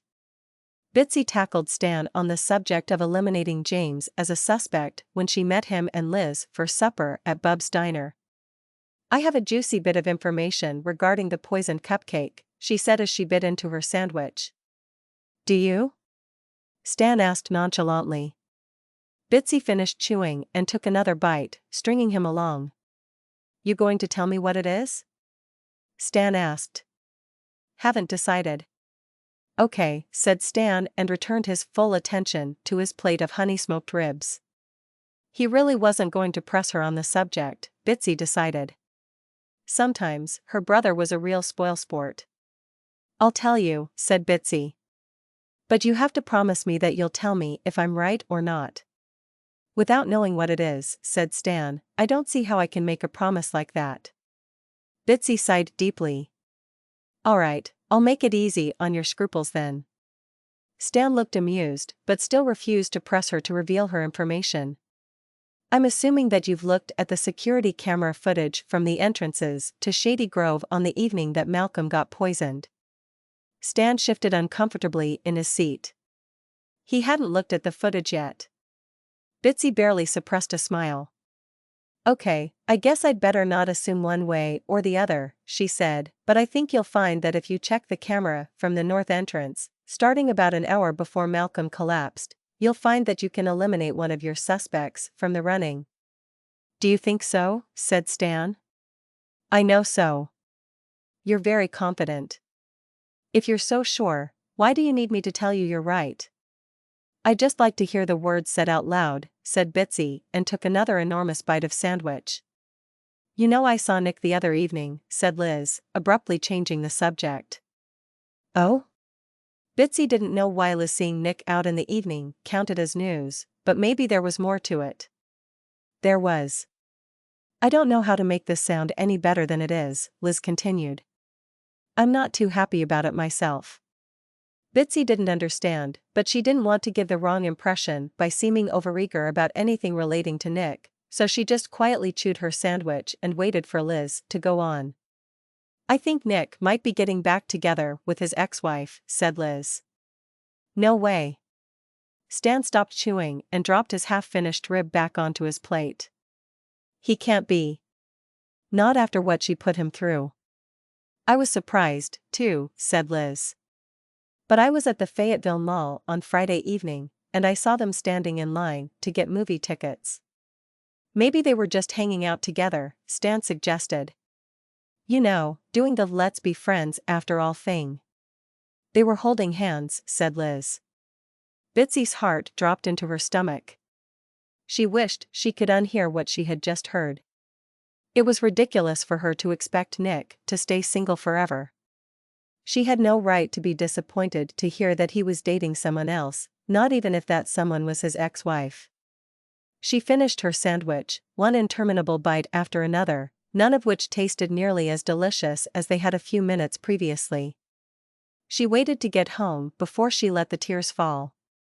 It was silly to be sad, she told herself, but she couldn't help thinking that if there really hadn't been anything between her and Nick, then why was he suddenly giving her the cold shoulder? If they were really just friends, why should it make any difference that he was giving it another go with his ex-wife? What should I do? She wailed to Max, who turned back his ears in distaste at the sound. He stared at her with his big yellow eyes. There's nothing I can do, can I? Max stood up, walked around in a circle, and then curled up again on the bed, this time with his back to her. You're right, said Bitsie. That's what I should do. I should turn my back on this situation. She reached out to stroke Max's head, and he began to purr and knead his claws into the bedspread. I think this is an occasion which calls for ice cream, Bitsie said, climbing off the bed.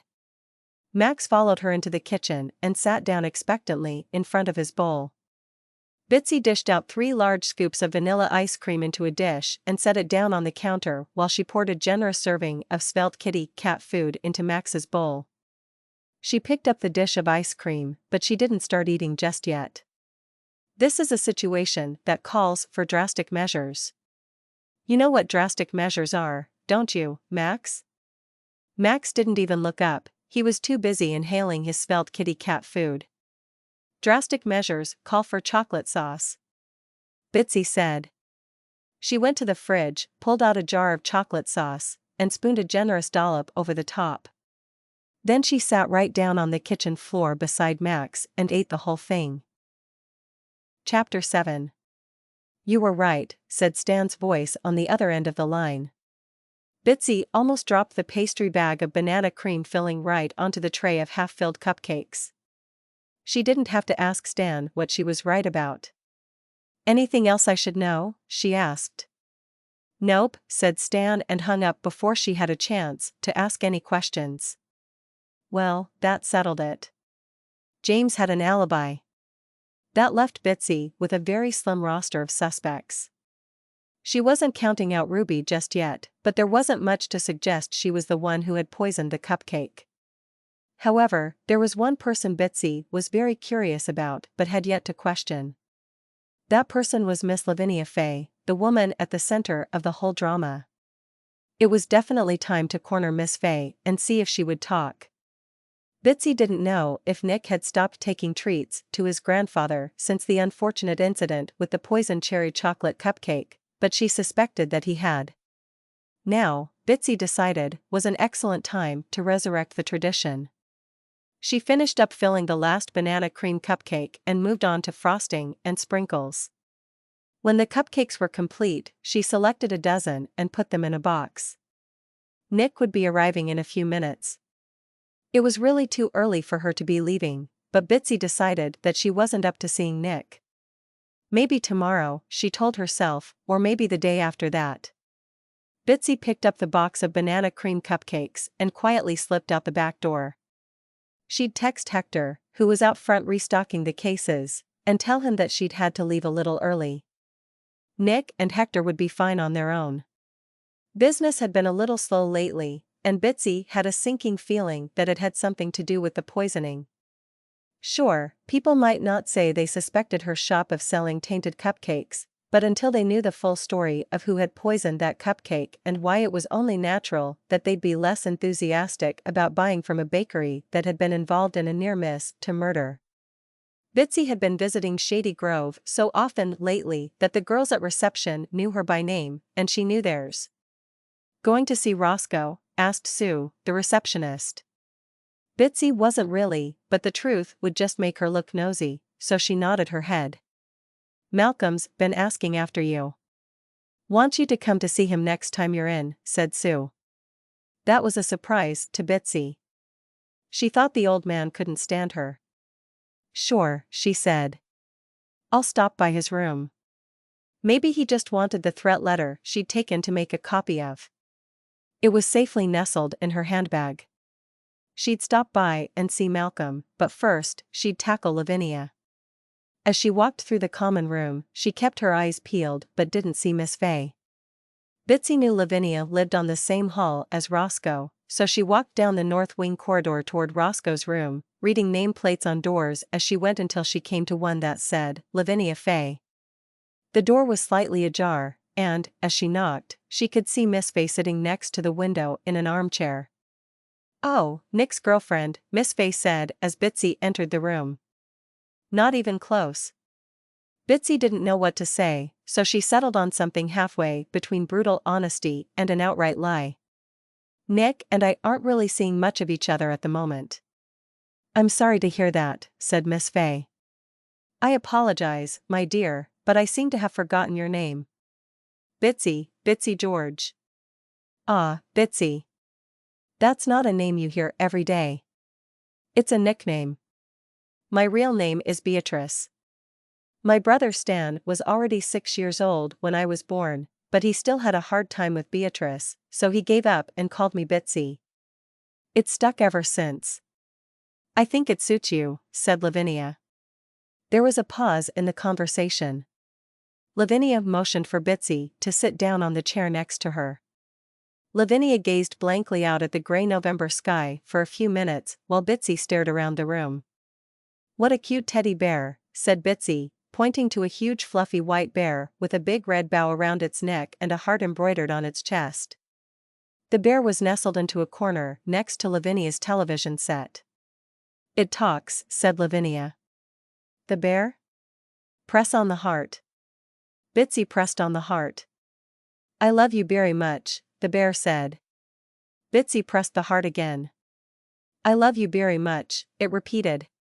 She'd heard a robotic recording just like it recently, but, for the moment, when or where she'd heard it escaped her memory. "A gift from one of your grandkids?" Bitsie asked. Miss Fay had her room plastered with pictures of her grandchildren, so it should have been a safe question to ask, but it seemed to make Lavinia uncomfortable. "Oh, no," she said hastily. "Just some old thing my youngest grandson likes to play with when he comes to visit. I wanted to get rid of the annoying thing, offered to let him take it home with him, but his mother can't stand it, either." Lavinia giggled nervously and abruptly changed gears. "I expect you want to ask me who I think poisoned Malcolm Smith." Bitsie must have looked surprised because Lavinia laughed and said, "I believe in keeping my ears open and my nose to the ground, and I know that you're just the same." "Well, you do realize that old people have very little to do but sit around and gossip." Bitsie supposed that might be true, but she didn't like to agree out loud.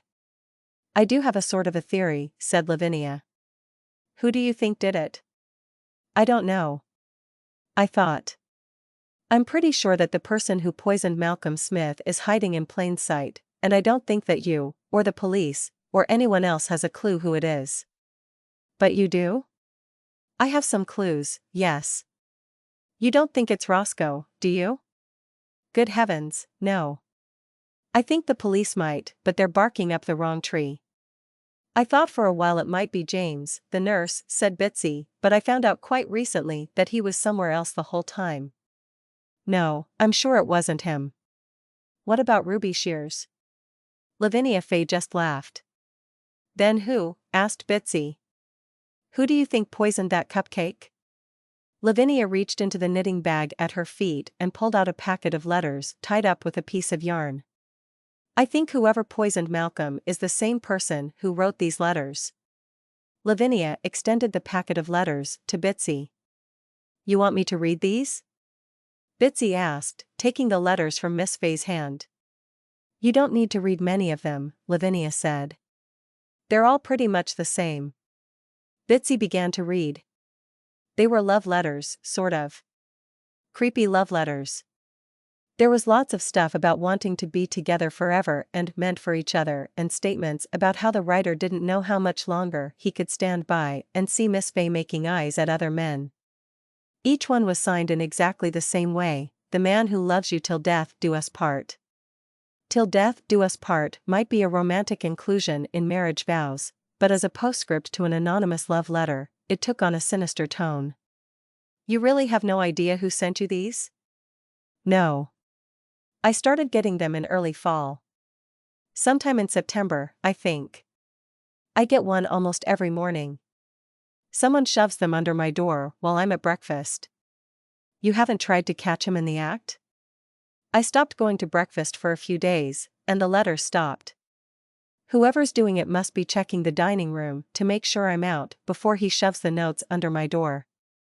Can't you enlist someone else to watch your room? Who? I'm sure that Roscoe or Malcolm would be happy to cut out at least a bit of the competition. Lavinia had the grace to blush. I'm too embarrassed to ask one of them to do that, Lavinia insisted. Why not?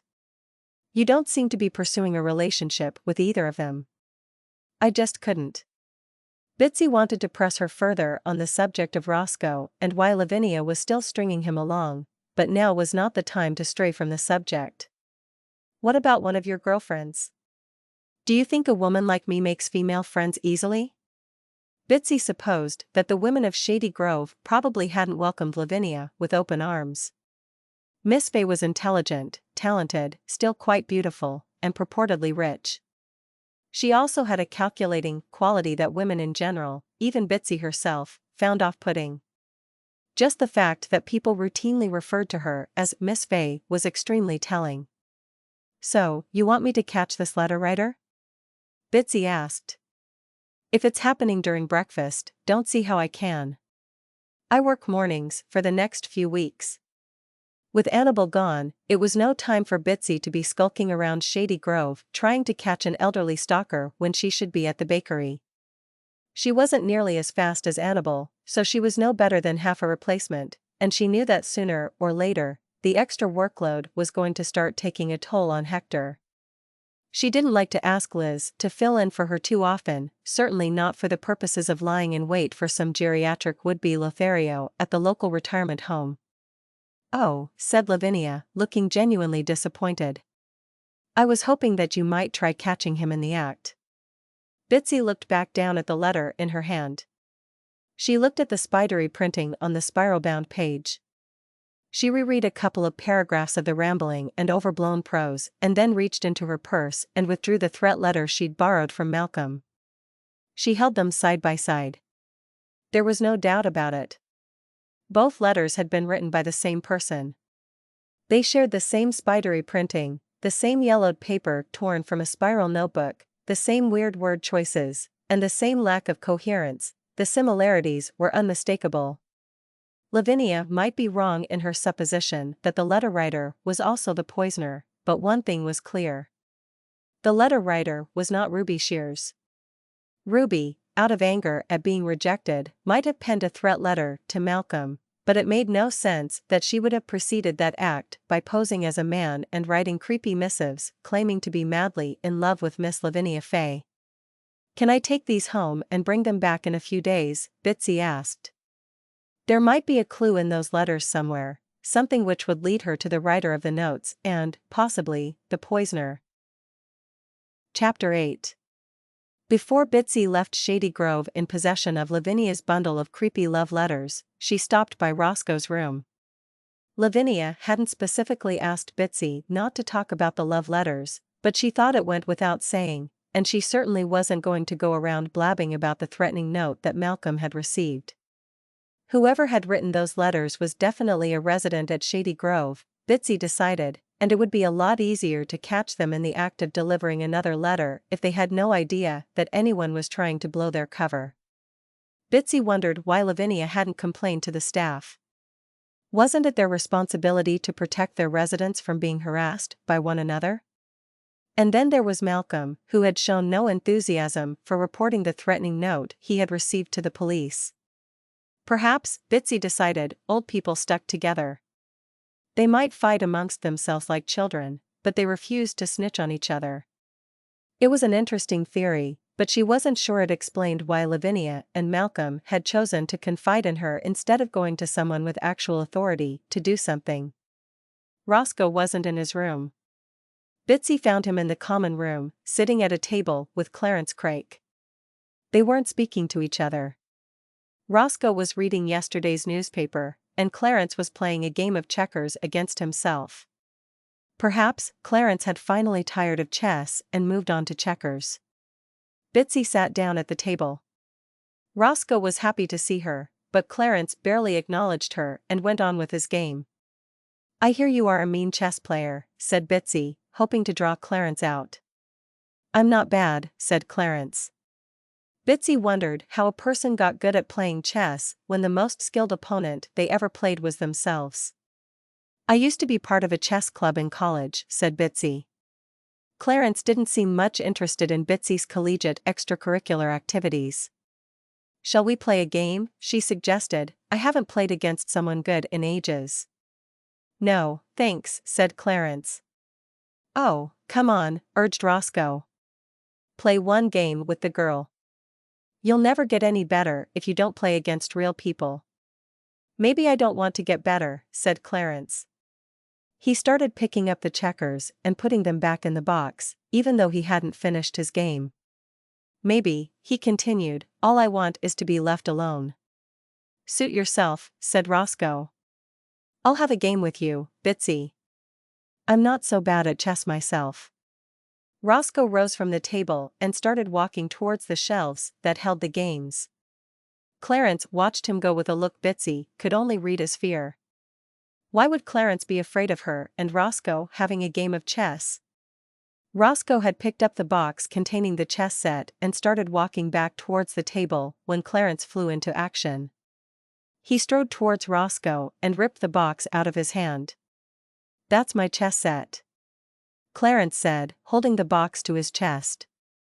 "No, it isn't," Roscoe protested. "That thing's been sitting on that shelf for as long as I can remember. It was there long before you ever moved in." "Well, I'm the only one who plays with it. I don't see how that makes it yours." Roscoe was angry, and Clarence still looked scared, although Bitsie couldn't fathom why. She tried to smooth things over by suggesting that they play a game of cards, but neither man even seemed to hear her. Clarence was the first to back down, sort of. He turned on his heel and left the room, the box containing the chess set still clutched to his chest. "What was that about?" Bitsie asked when he was gone. "I have no idea," said Roscoe. "But it looks like chess is out of the question. Care for a game of checkers before you go?" He motioned to the checkers Clarence had abandoned on the table. "Not really," said Bitsie, "but since we're alone, there is something I wanted to ask you." "Ask away." "Apparently, Lavinia has another admirer." "Lavinia has lots of admirers. She's the best-looking woman we've got here." "Sure, but I mean something way beyond that. More like an obsession. A secret obsession." "You mean like someone who's secretly in love with her?" Bitsie wouldn't describe the sentiments expressed in those letters as love, but she wasn't at liberty to discuss the details, so she said, "Yeah." "Have you noticed anyone showing a covert interest in her?" Things like never sitting near her in the dining room, but instead always choosing a spot where they'd have a good view of her. "I don't keep track of people's seating arrangements," said Roscoe. "But people do pretty much choose to sit in the same spots most of the time." "True," said Bitsie, "and that could be very revealing." "I don't think it would tell you a whole lot." "No? Well, I don't have a lot to occupy my mind these days, so I'll humor you. Do you want to know where everyone sits in the dining room? Shall I draw you a seating chart?" "Yes. Do," said Bitsie. Roscoe had been joking. She wasn't. "You're serious?" "Yes.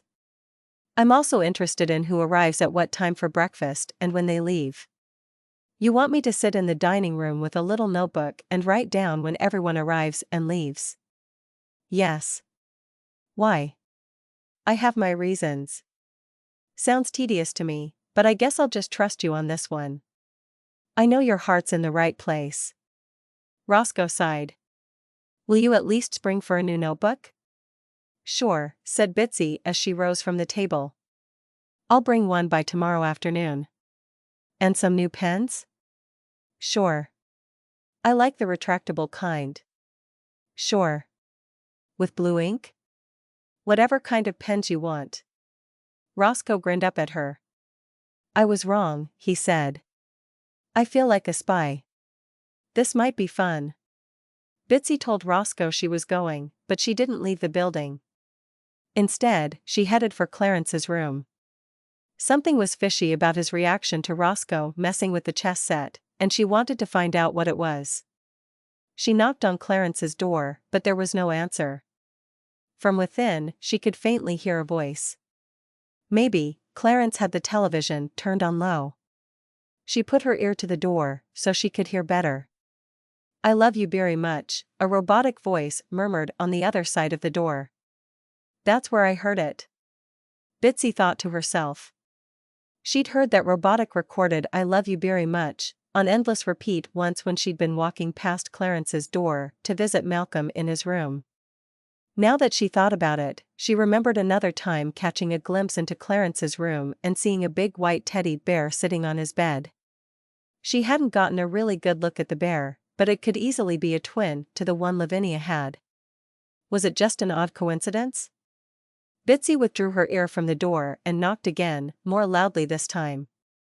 Malcolm, who lived across the hall and 2 doors down, opened his door and poked his head out. "Are you looking for Clarence?" he demanded peevishly. "It won't do you any good, knocking like that." "He's not in there?" Bitsie asked. "No, he probably is in there," Malcolm replied. "He does that sometimes, locks himself in, and won't come out. I've seen the nurses have to use a key to get in. They'll come to knock on the door, but he won't answer, so they get worried and use the master key to get in, and there he'll be, sitting on the edge of his bed, staring into space like he didn't hear a thing and hugging that blasted teddy bear of his. I love you very much. I love you very much." Malcolm imitated the robotic voice of the bear so perfectly that Bitsie almost laughed out loud. "Blasted thing is enough to drive me insane. One of these days, I'm going to take that bear and—" "Maybe he's going deaf," Bitsie suggested. "Maybe Clarence can't hear the knocking." "No, he's not going deaf. I'd say he's about 50% blind, though." Bitsie decided to give up on Clarence. She crossed the hall to Malcolm and withdrew the threat letter she'd borrowed from her handbag. "This was slipped under your door, right?" Bitsie asked. "Yeah.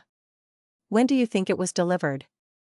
"I found it one morning when I came back from breakfast. I've forgotten what day it was."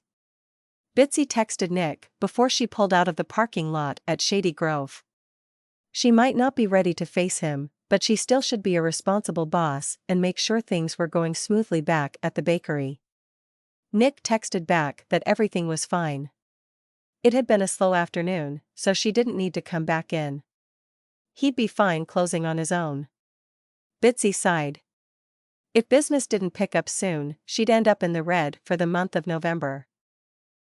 The next morning, after completing the morning bake with a great deal of assistance from Hector, Bitsie forced herself to stay until Nick arrived. She wanted nothing more than to go home. She was dead on her feet. She'd stayed up far too late the night before reading through Lavinia's love letters. She'd read until her eyes wouldn't focus any longer, but Bitsie had found nothing which could be used to conclusively identify the writer. She'd finally given up with half the stack to go and gone to sleep, only to dream of being chased down deserted streets by a faceless old man armed with an enormous carrot that he brandished like a club.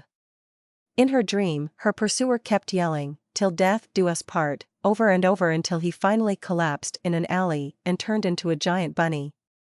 The bunny/scary old man just lay there, but she was too frightened to go back and see if he was still breathing, and this made her feel like a terrible person.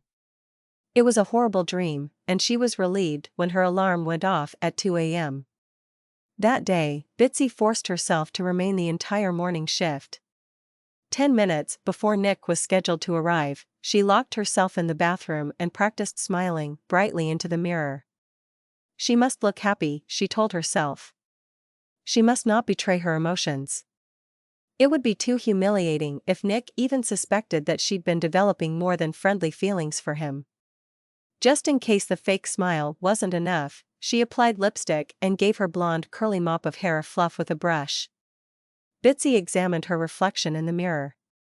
She wasn't bad looking, a bit plump, perhaps, but plenty of men liked that. She was very pleasant looking, actually. Sure, she had lines around her eyes and mouth, who didn't at 50, but those lines were the result of a lifetime of smiling. She had no reason to feel inferior to that gorgeous creature who used to be Nick's wife, Bitsie told herself, and she almost believed it. When Bitsie finally pried herself away from the mirror and emerged from the bathroom, Nick had arrived.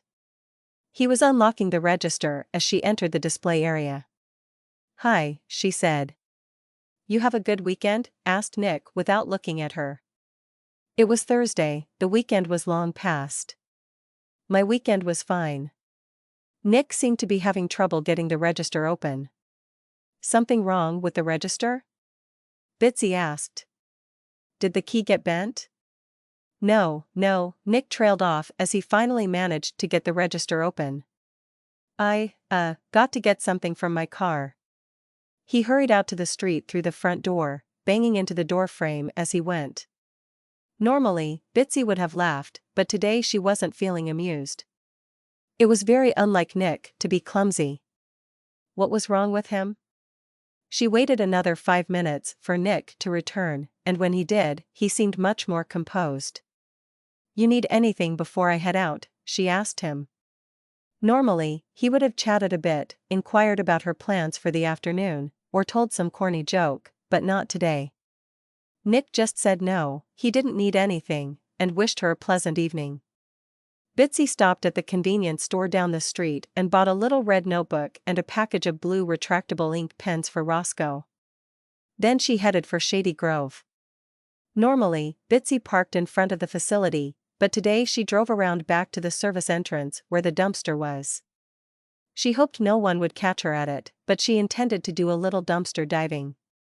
She put on a pair of gloves, stacked up a few abandoned milk crates she'd found lying around, and hoisted herself up on them so she could survey the contents of the dumpster. It took her nearly 45 minutes to find anything of interest. The bags from the kitchen were obvious, and she skipped those. The rest she opened one by one. It was tedious work, and she didn't even know what she was looking for or if she'd know when she'd found it, but she had a suspicion that a certain someone had been discarding evidence related to the poisoning, and they'd done it in the past 24 hours. The most likely place to find that discarded evidence, Bitsie had decided, was in a trash bag inside the dumpster. She concentrated on the small bags, the kind used in the trash cans in the residents' private rooms. She'd opened 18 trash bags before she found the one she was looking for. "Bingo," she whispered. She carefully retied the bag without removing any of the contents and climbed gingerly down off of the stack of milk crates. She was almost certain that no one had seen her, and she quickly stashed the trash bag in her trunk before anyone did. Then she drove around to the front and parked in her usual place. Roscoe was pleased with the notebook and pens. "I'll call you when I have a couple of days' worth of data," he said. "I think you don't need too many days to give you an accurate picture of who sits where around here. We're all creatures of habit, not that we have much scope for variety even if we wanted it." Chapter 9. That evening, after giving Max his supper, Bitsie locked him up in the bedroom and spread a clean sheet out on the living room floor. She set the trash bag she'd recovered from the dumpster in the middle of the sheet and donned a fresh pair of gloves. She opened the trash bag and carefully set out the contents on the sheet-covered floor, and examined them one by one. 20 minutes later, she was convinced she'd found the poisoner. She took off her gloves and picked up her phone to call Stan, but it rang in her hand before she had a chance to make the call. It was Nick. "I just got a call from a lawyer representing Grandad," Nick said. "Late this afternoon, he was arrested at Shady Grove." "But he didn't do it," said Bitsie. "I can't bring myself to believe it either, but, apparently, the results came back from the lab, and the yellow powder in the tainted cupcake consists of the same chemicals that are in the heart medicine that Grandad takes." "But surely he's not the only one at Shady Grove who's on that medication." "Possibly not," said Nick. "But there's more. It seems that the day after the poisoning Grandad volunteered to let them search his room, and, when they did, they found another cherry chocolate cupcake discarded in his trash can. Maybe one got dropped on the floor, and he threw it away." "I don't think so. The cupcake that the police found in Grandad's trash can was mangled up and also had bits of powdered heart medicine mixed in with it. It was either a failed attempt at tampering with a second cupcake, or it was intentionally made to look that way." "Would Roscoe have even had a chance to do something like that?" "I don't like to think so, but we left before anyone had any cupcakes, so unless Grandad can find witnesses to testify that he never left the common room, it doesn't look good for him." "What does Roscoe say?" "I haven't gotten to talk to him, but, according to his lawyer, Grandad swears that the evening Malcolm was poisoned, he didn't return to his room between the time we brought the cupcakes and the time Malcolm collapsed. He did, however, leave briefly to use the bathroom just down the hall from the common room. It's going to be very hard to prove that Roscoe was in the bathroom the whole time he was missing from the common room." "I know," said Nick miserably. "So your theory is that someone planned to frame Roscoe from the very beginning?" "Yeah, unless Grandad really did it. I hate to doubt his word, but I had no idea that another tainted cupcake had turned up in his trash." "He didn't do it," Bitsie insisted. "I have proof." "You do?" Nick sounded shocked. "I do," said Bitsie, "and I'm about to turn my evidence over to the police." A half-hour later, Stan was standing in the middle of Bitsie's living room, surveying the trash-strewn floor. "You're going to have to tell me what I'm looking at here," said Stan. "I see a few crumpled papers, an eviscerated white teddy bear, a bunch of chess pieces, a breath mint tin containing some disgusting-looking brown goo, and a piece of green string." "That's correct," said Bitsie. "The rest of the trash in the bag is pretty useless, just a bunch of used tissue, toenail clippings, cough drop wrappers, and what was left of the stuffing from the teddy bear. Everything you see spread out there in the middle was hidden inside the teddy bear. Poor Teddy had been ripped open and then sewn back together, badly, I might add, with that bit of green dental floss. Take a closer look at that disgusting brown goo," said Bitsie, handing her brother a clean pair of gloves. Stan put on the gloves, then picked up the tin of goo and looked at it. "Give it a sniff," said Bitsie. "What does it smell like?" "Peppermint?" "Yes." "And what else?" "I don't know, turpentine? Some kind of chemical, at any rate. My money's on shoe polish." "Peppermint-scented shoe polish?" said Stan. "I don't think so. I believe it's a mixture of brown shoe polish and peppermint toothpaste." "But why?" "Why? Because what materials would the average old man stuck in his room at a nursing home have in his medicine cabinet with which he could replicate the appearance and consistency of chocolate frosting?" "Oh," said Stan. "I suppose that's plausible, but but what's with the rest of the stuff? Take a good look at those chess pieces. Stan picked up a knight and turned it over in his hand. Nothing strange about this one. Try another, said Bitsie. The white queen, for instance. Stan picked up the white queen. What about it? Compare it with the black queen. Stan picked up the black queen with his other hand. The white queen is lighter, he said. Now, said Bitsie, I may turn out to be wrong, but I strongly suspect that if you carefully remove that bit of felt from the bottom of the white queen, you'll find that she's been hollowed out. Stan started to pull at the felt. Wait, said Bitsie. That's evidence, do it inside a plastic bag.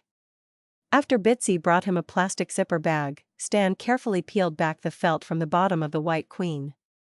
As he did so, several yellow pills dropped into the bag. Oh, said Stan. Now, are you ready to entertain the possibility that you might have arrested the wrong man? Where did you find this stuff? Stan asked. I did a little dumpster diving in the back alley of Shady Grove. Ah. Whose trash is this, anyway?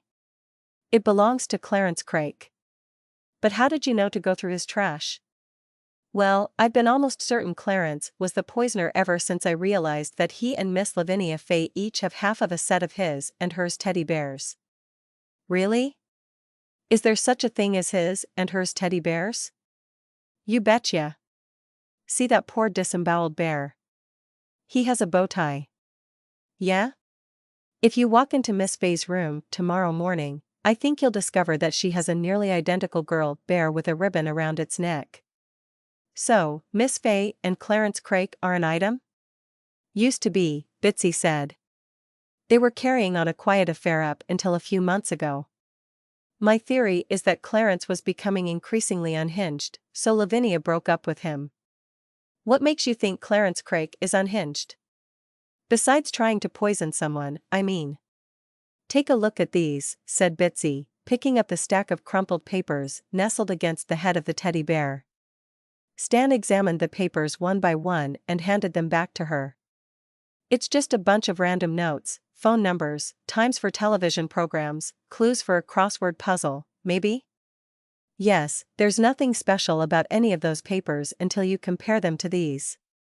Bitsie reached into her handbag and removed the packet of Lavinia's love letters with a flourish. Stan took the packet from her and skimmed the top letter. This letter certainly counts as unhinged. Are they all like this? I assume so, said Bitsie, though I've only made it halfway through the stack.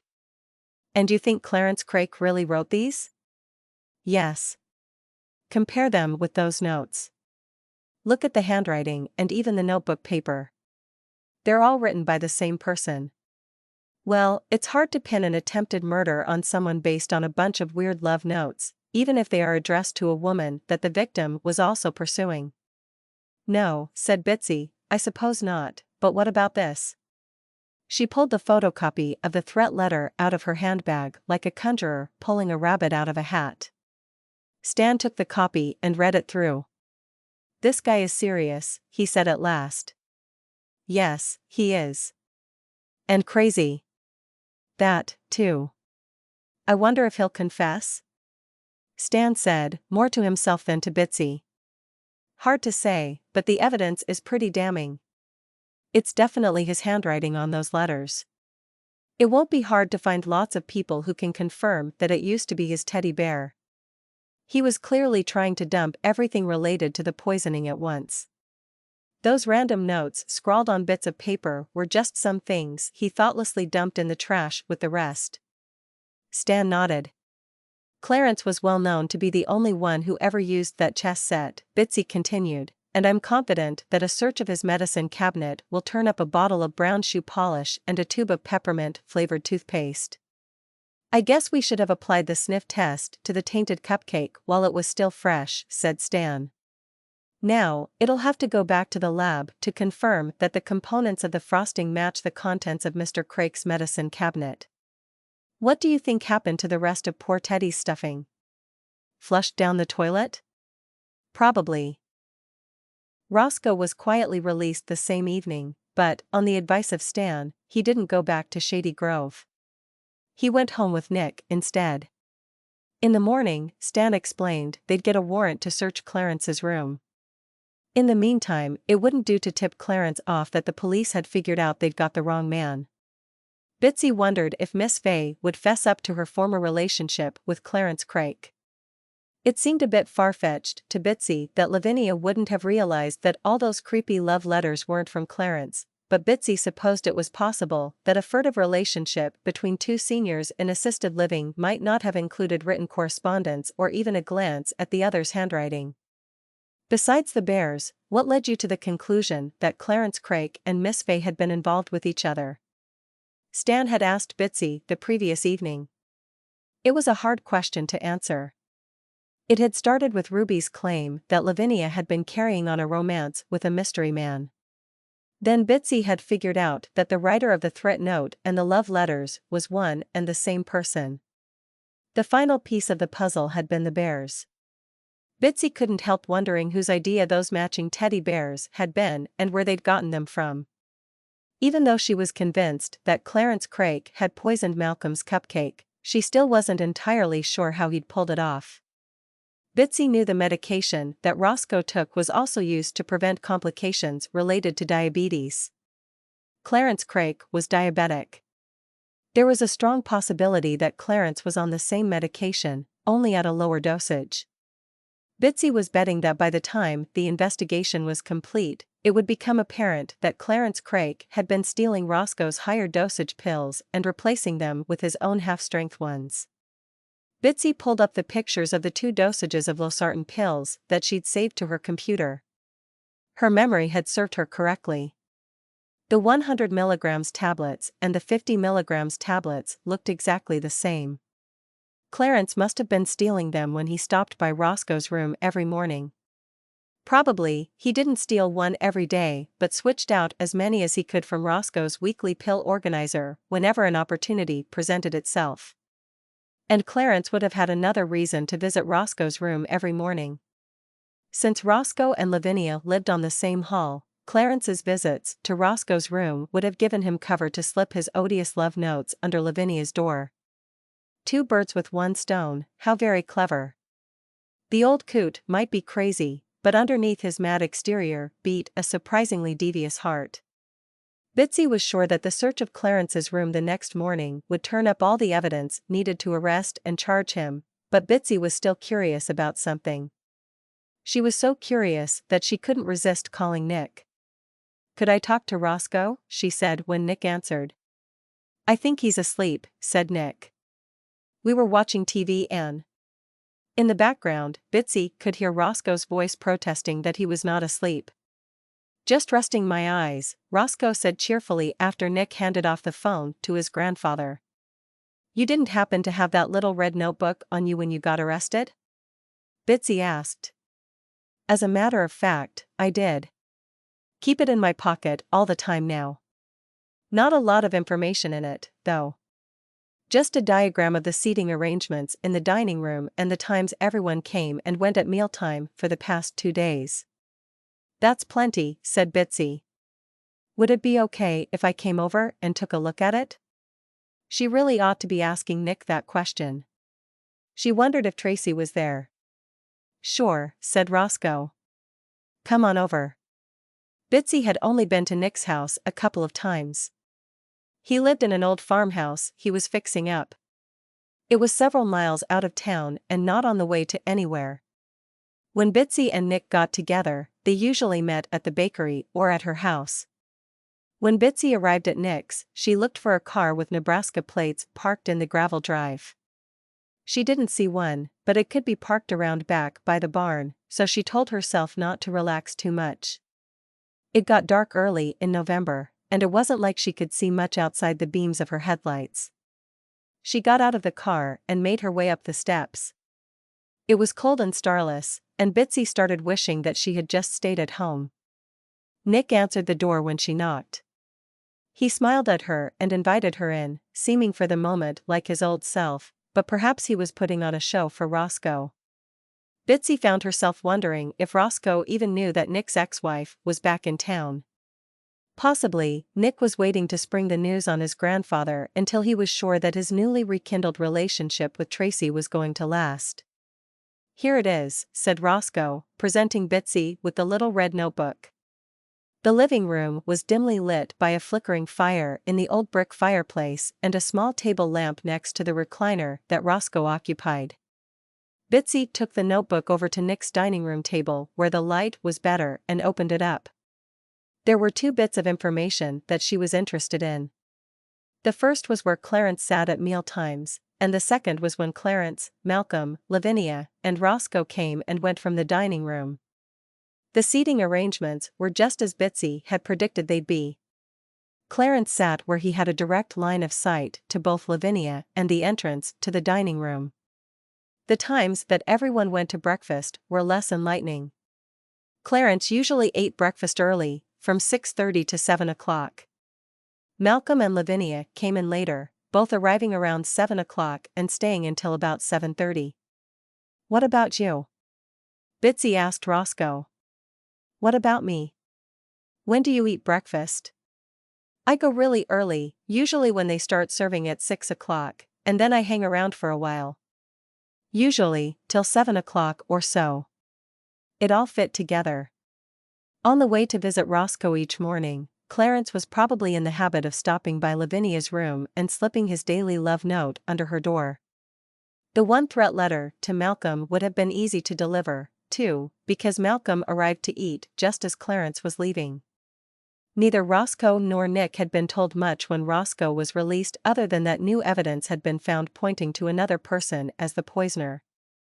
Bitsie was pretty sure that Roscoe had no clue that Clarence Craik was the one who had attempted to kill Malcolm Smith and get Roscoe blamed for it. Oh, well, Bitsie thought to herself, sharing that news could wait until Clarence's arrest. Bitsie hoped that would happen tomorrow. It made her nervous that a crazy poisoner was on the loose in Shady Grove. "You worried about something?" Nick asked. "Do I look worried?" Bitsie asked as she closed up the little red notebook and tucked it into her purse. "Yes, you do. Your forehead is all wrinkled up." "At my age," Bitsie pointed out, "one's forehead is always wrinkled up."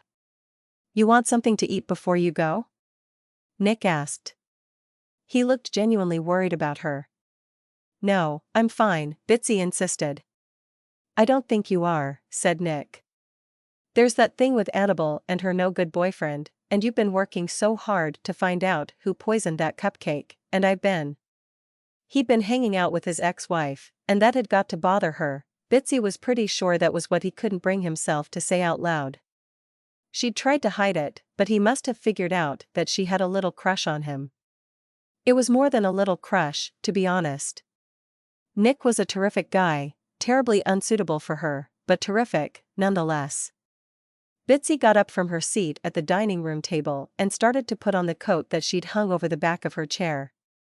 "At least have a cup of cocoa before you go," Nick insisted. Bitsie continued to silently put on her coat. "Are you crying, Bitsie?" Nick asked in alarm. She was crying, and she didn't even know why. She turned her back on Nick and started to clumsily do up the buttons on her coat. Nick came up behind her and wrapped his arms around her. She tried to shrug him off, but he just held on tighter.